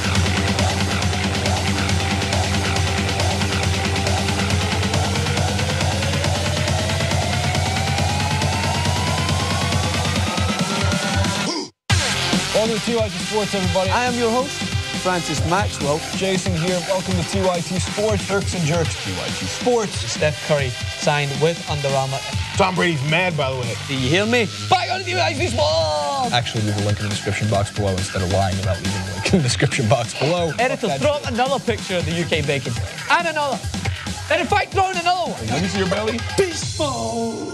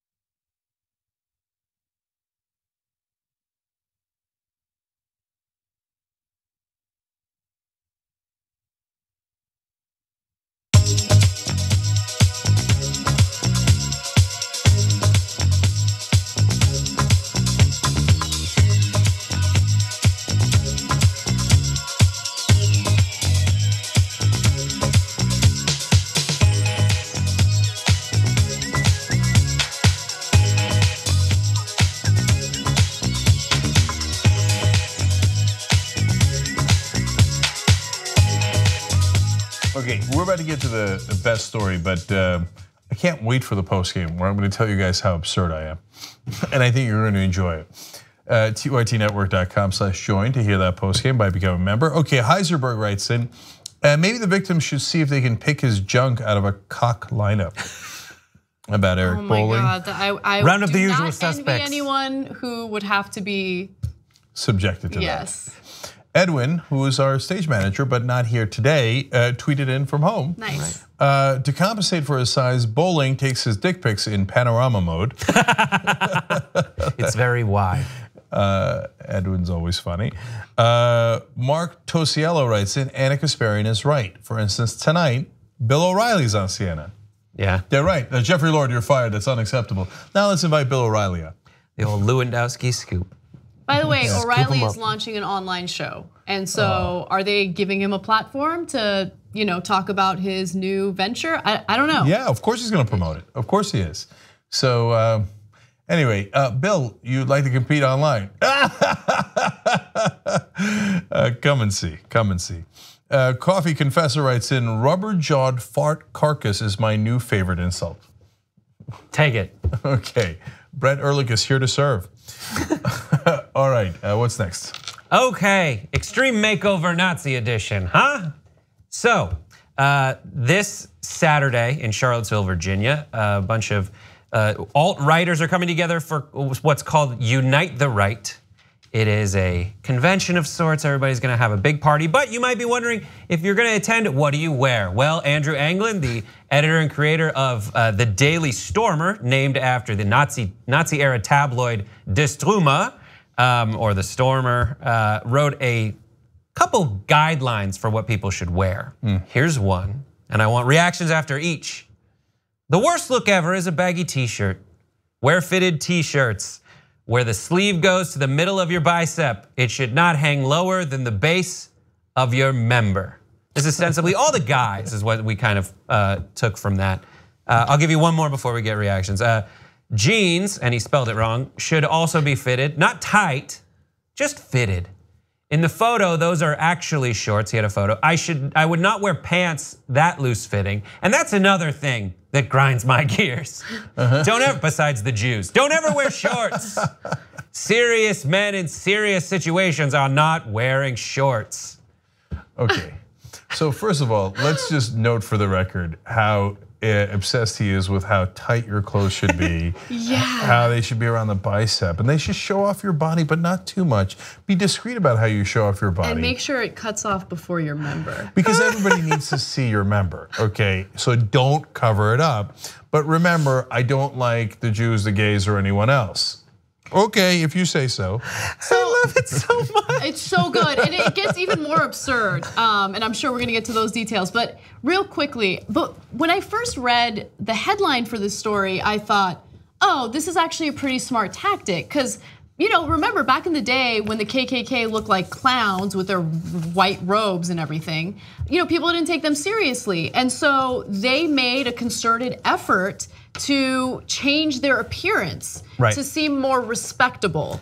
And so I thought maybe that's where he was going with this, but no, it just seems like, he has this like weird arbitrary dress code about like the tightness of clothing, and he gets into weight issues later. Yeah, the headline to which he's referring is a Vice article reporting on this saying, neo-Nazi to troll army, we have to be sexy at the big alt-right rally. Well, that's literally quoting him. So, well, first of all, look, loathsome right-wingers that have committed terror in the past here in America are obsessed with clothing.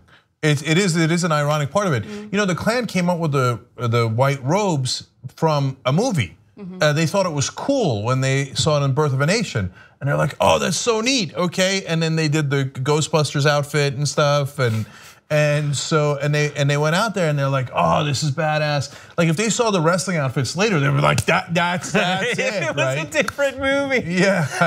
If they saw like a lucha libre video, that's right. If they saw Nacho Libre, let's just cover our faces in awesome masks. That's right. And so they've always been goofballs. Now they'd had deadly consequences back in the day, and they later realized that they were playing dress up and it got awkward. And then they decided to go into suits much later on. But of course, at the time, they were terrorizing in horrific ways in those outfits. Okay, so now back to this guy who's obsessed with what parts of your body that he wants to see at this rally. He did say that you need to look, these are all quotes, appealing, sexy, hip, and dangerous. That's exactly how I read it. Drop the shoulder. Dangerous. And maybe these kinds of hands like, yeah, I'm gonna look so dangerous. Yeah, because the Nazis were obsessed with looking hip. But they did have dangerous covered. Yeah, they were quite dangerous. Here's another quote from this post. Americans have an obsession with this baggy stuff. And it always looks bad, no matter what, it looks bad, even if everyone else is doing it. For a neo-Nazi, he sure sounds like my Jewish grandmother. Yeah. A lot of irony here. So I wanna chime in on that. So I think in the 90s, baggy clothing was in style, but things have changed in clothing quite a bit since then. Men are wearing skinny jeans, like fitted clothing is very much in and has been for several years now. So it's interesting that he's commenting on this as if we're like all wearing Jinko jeans still. Yeah, right. Yeah, like it's just funny. Here's the thing you're talking about, what he says. Fat people should be allowed to join groups. Oh, are you not merciful? And be involved in rallies. But we need to create a culture where we aren't necessarily shaming people. But do look at them and expect them to get it together. We should help people get it together. I'm working on my biggest diet guide ever, which I think will help the overweight and skinny alike, even if they've minimal time for exercise. Now this is my favorite. I mean, of all the sexy, hip, dangerous things, this one takes the cake. So he's like, now look, guys, let's be fair. Let's not shame fat people. That's for Jews and blacks and gays and all those other people. You're a neo-Nazi and you're worried about shaming people? Isn't that kind of neo-Nazi 101? It's so weird. But he's like, no, I don't want to discriminate against fat people because a lot of us are fat. Right? And so weird. I know, but look, the reason why he's saying that is because he suspects, and look, I don't know what all of these guys look like, but I think he suspects that they're all like guys who are hanging out in their parents' basements, like reading 4chan or whatever. That's the thing is so here is, I'm gonna do the last 3 all in a row. I won't tell you how to cut your hair, but I do believe men's hair looks better short. Thanks for your opinion, buddy. And beards look better well trimmed. He's obsessed with men's looks. It's so weird. It's very important to look good. We must have Chad nationalism. This is what will make guys wanna join us. Chad, I've heard that term before, being like you want to be a Chad, like a guy named Chad who's like really sexy and cool and gets chicks and intimidates like people who've never had sex. Anyways, he goes, literally, it's from something like that. That is what will make guys want to join us, and that will make girls want to be our groupies. By the way, guess again. Yeah, we simply must be cool. The importance of that really does need to be drilled into people's heads. This is amazing. By the way, just very quick commentary about women in his post. He says we need to keep women on the sidelines, not speaking, not leading, and with no official membership in anything. But he wants to attract women and suggests that buying a fitted shirt and getting ripped will not only score his crew political clout, but get them to be groupies. Yeah, so weird. Yeah. Get women to be groupies. Love him. So what women love is if you tell them you're not allowed to do anything, okay, but you have to be my groupie because I'm not wearing baggy pants. It's a winning strategy. It's a great strategy. He does admit at some point in the post that he does have trouble getting girls. No, so really? Weird. Wow. And these are of course the same guys who claim that other people are betas, right?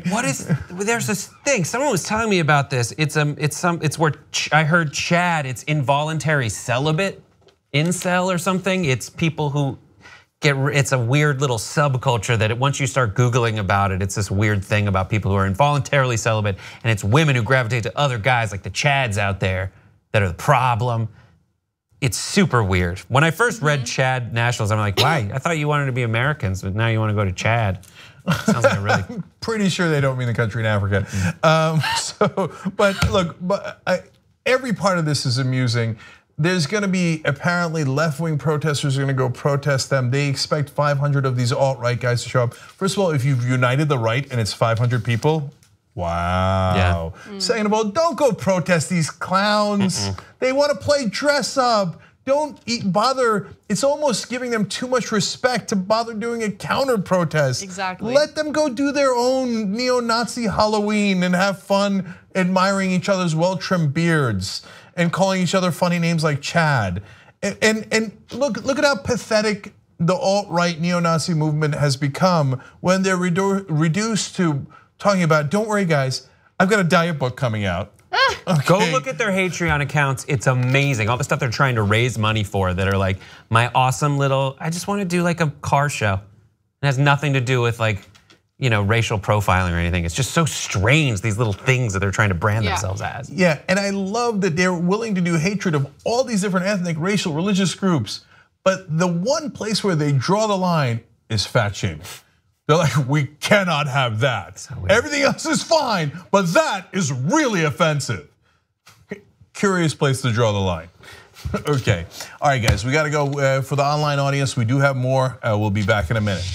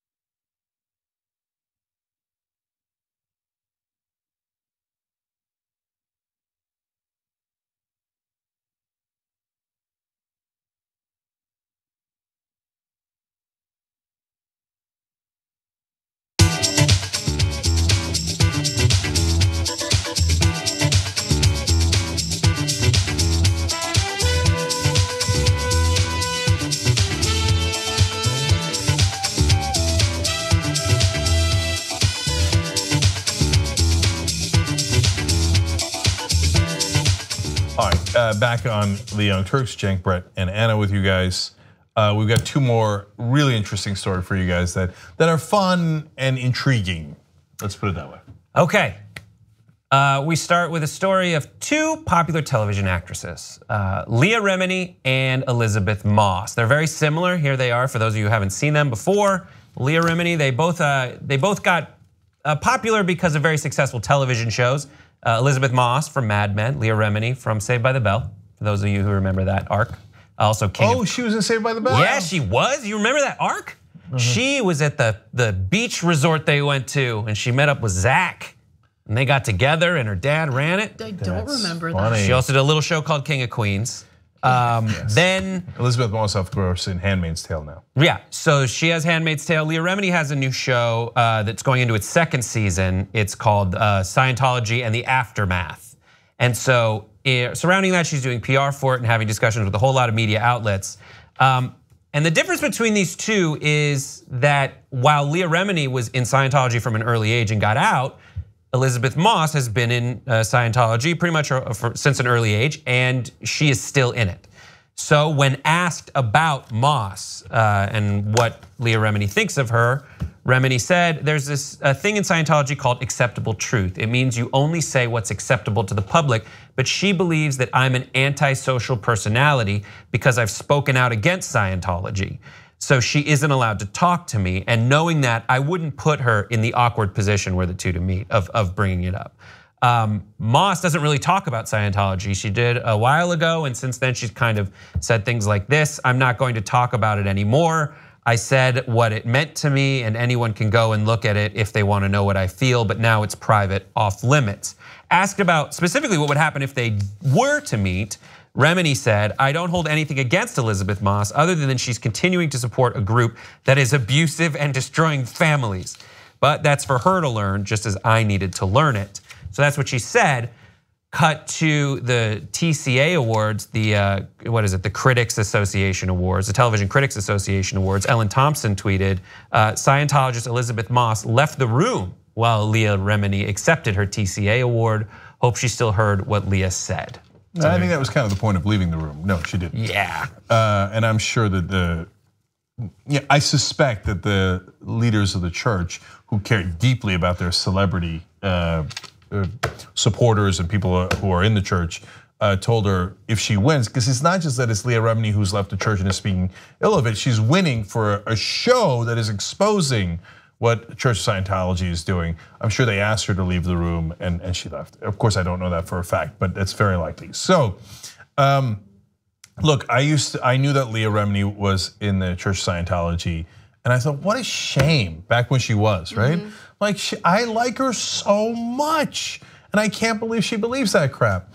And then she came out and stopped believing it and then exposed it. I was like, yes, I knew she was a good one.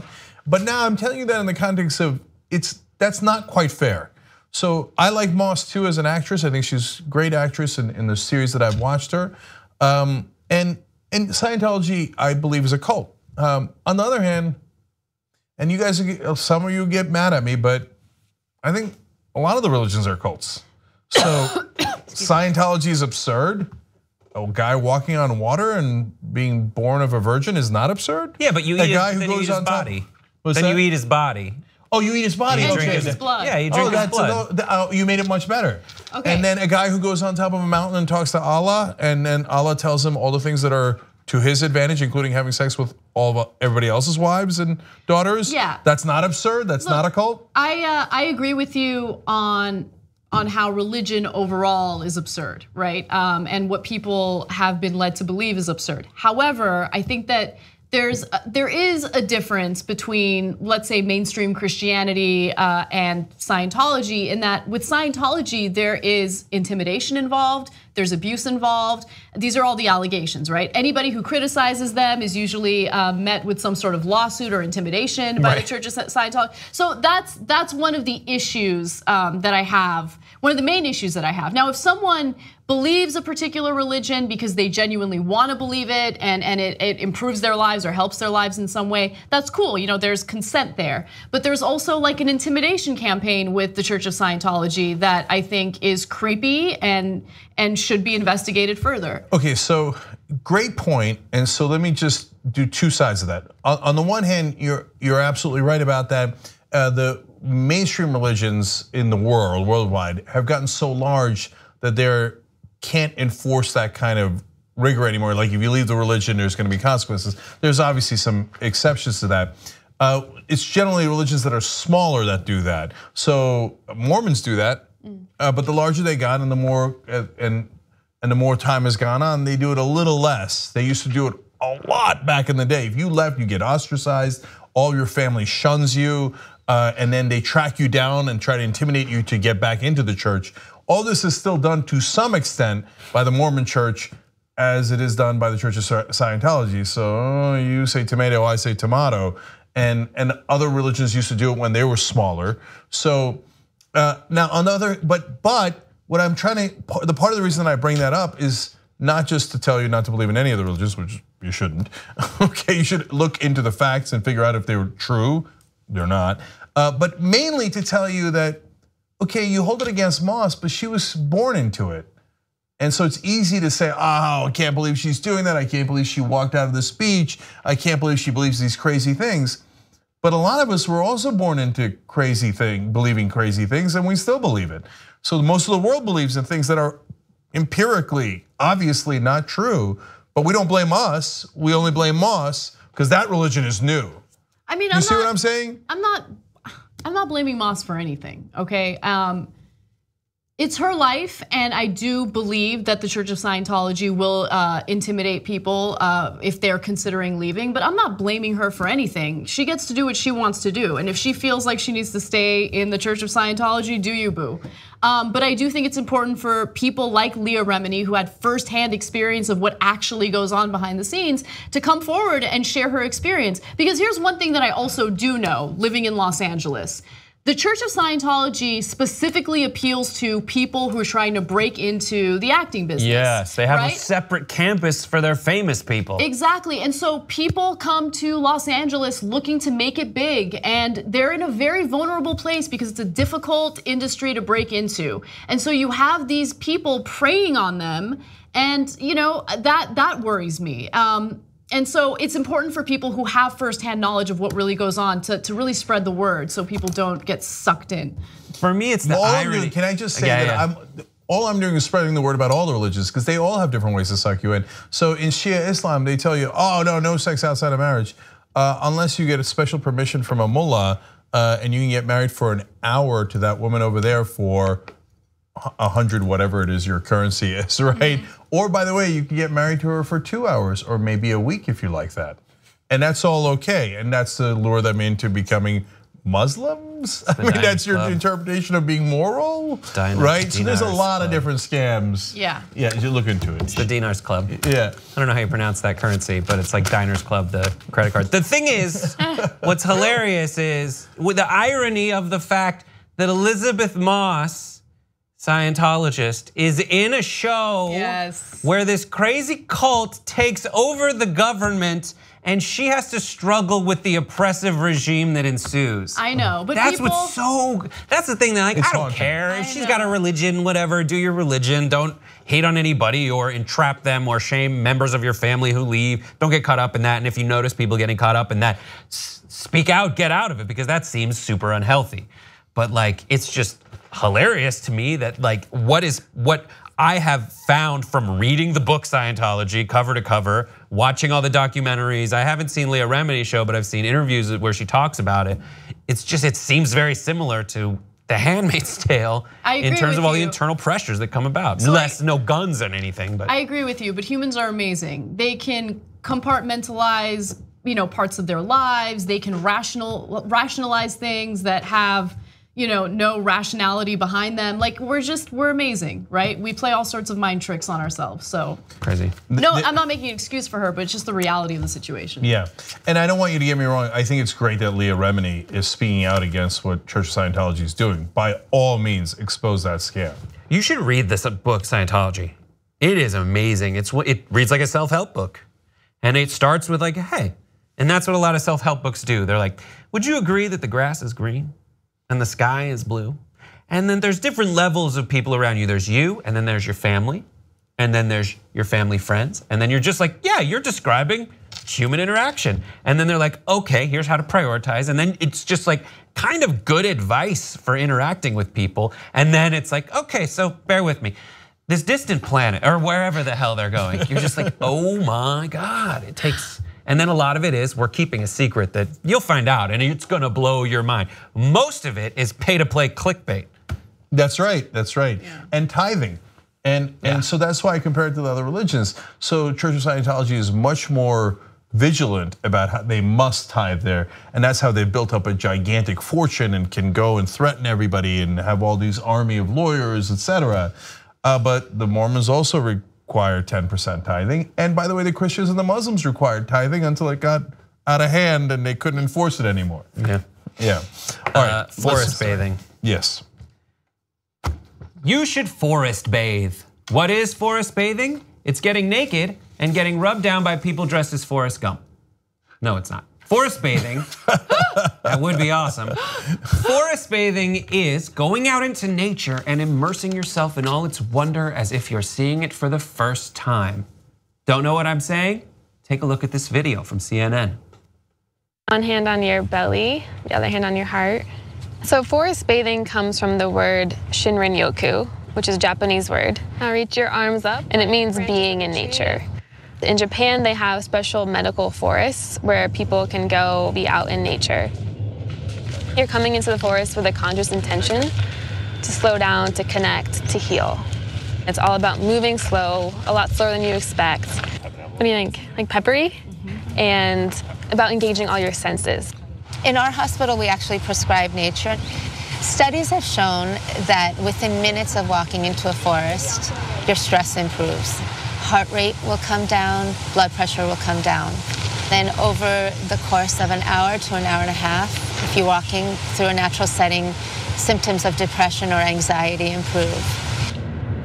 There it is. I love this. I love this. Why do you love it so much? I love it so much because it's so true. It's true. Okay, look. You're so pure-hearted. No, I know, but here's the thing. I know you guys, some of you, Cenk included probably, watch that video and you see these crunchy granola hippies like rubbing up on trees and it seems so ridiculous, right? Yes. But it's so true. Okay, look, I'm only speaking from personal experience. There is nothing more therapeutic than being in nature and finally like taking in the beauty of this planet that we live on, right? You're not looking at your phone, you're not sucked into some Netflix show. You're like, I don't know, you just feel connected to the world, and it's an amazing feeling. And so I'm really happy to see that people are using this method to help treat their depression, because I think it's one of the most therapeutic things. I mean, I used it as a therapeutic method when I was going through depression. Oh, you do forest bathing?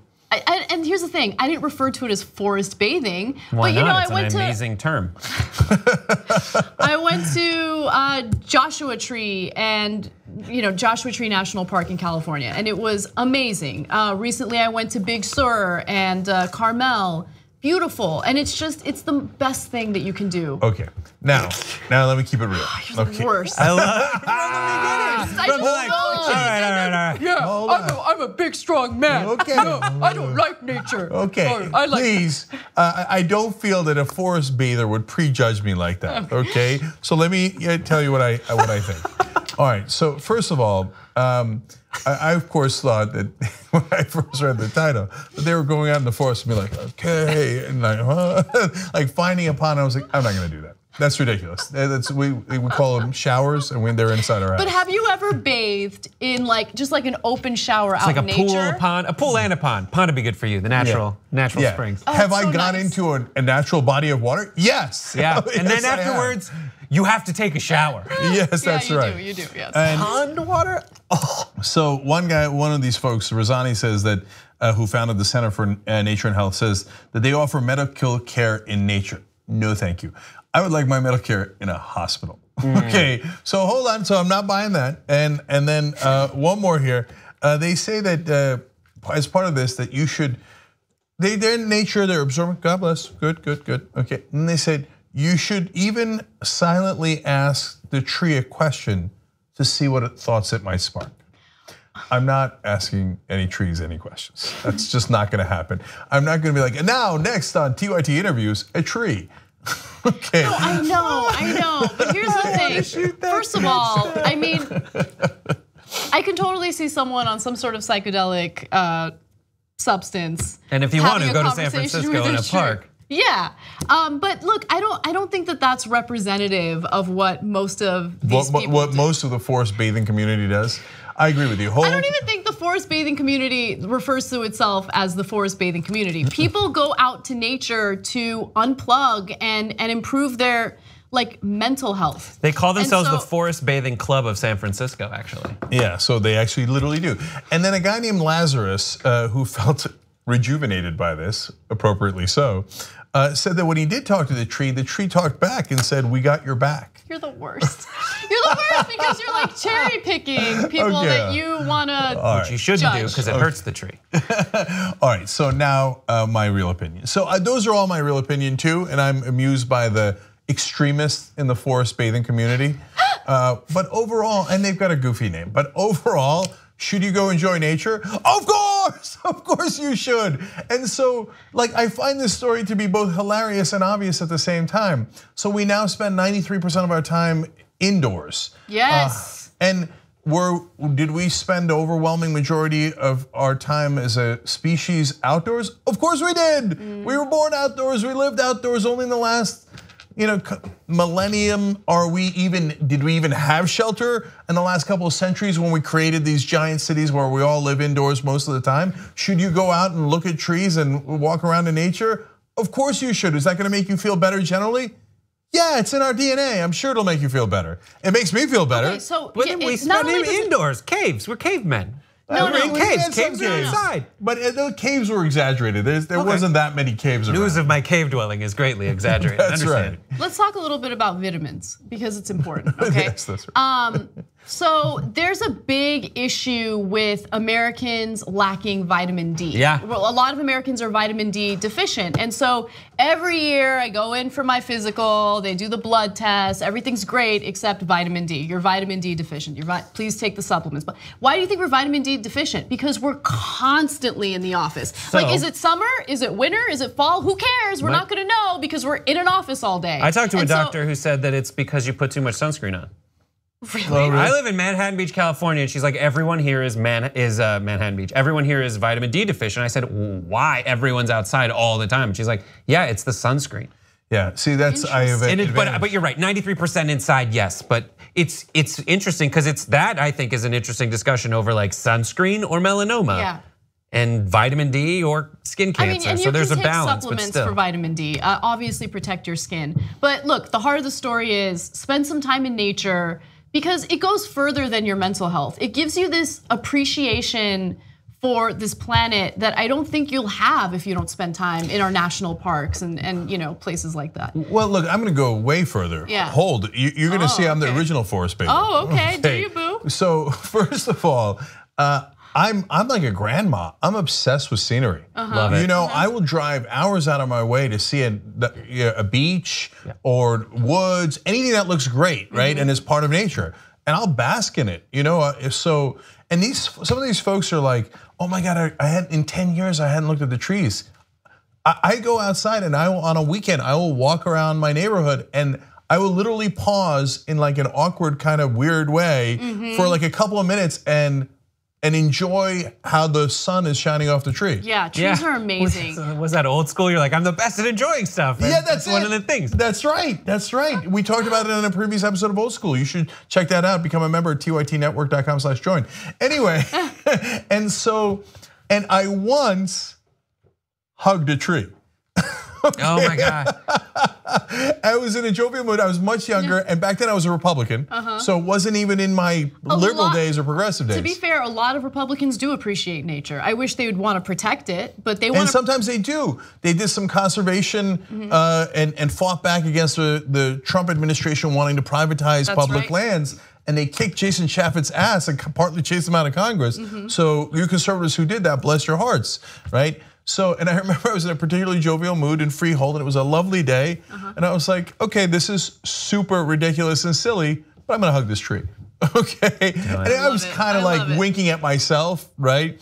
But yeah, so guys, you should, to the best of your abilities, and we all have crazy schedules, and you got kids, you got work, I understand all that. But if you can, try to get out there and walk around for 15 minutes. It's great. You're gonna love it, and you're gonna love it. San Francisco, where this happens, there is an area called the Presidio, which has like been undeveloped since the Spanish owned, California, and it is a change completely. Like the air changes, the smells change, just as you cross from the street the Presidio's on into the Presidio. It's like a definite like, I don't know, it's like an airlock. You just kind of walk through it and it's a completely different feeling and it helps. You know what, that's funny you say that. Maybe we'll talk more about this in the postgame, but I was in the Presidio recently, about maybe a month ago, and I had to do a whole bunch of business calls. I was at a conference and I was like, who needs to be inside? I stepped outside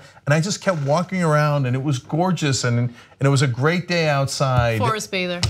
Forest bather. It's a good compromise because there's also like the Walt Disney Family Museum right there. It's just this beautiful area. It's where LucasArts. Love it. Look, I was the original forest bather before they put a really ridiculous name on it. You were lathering up day and night. Yeah, I'd go in the forest. I was like, oh, here's some leaves. Oh yeah, get a branch in there. Anyway, yes, go enjoy nature. Duh. Anyway, post game coming up where we will talk about. I promised that earlier in the show that we would go back to the topic of how I am a great enjoyer of life. Awesome. Okay, and then I'm going to quickly talk about my experience with men who are powerful and usually get women thrown at them as a result. Ooh, and aggressive progressive later tonight. Remember at 9 o'clock Eastern, you can watch the first segment for free and then the whole show for the members. So tytnetwork.com/join to become a member. Bye bye.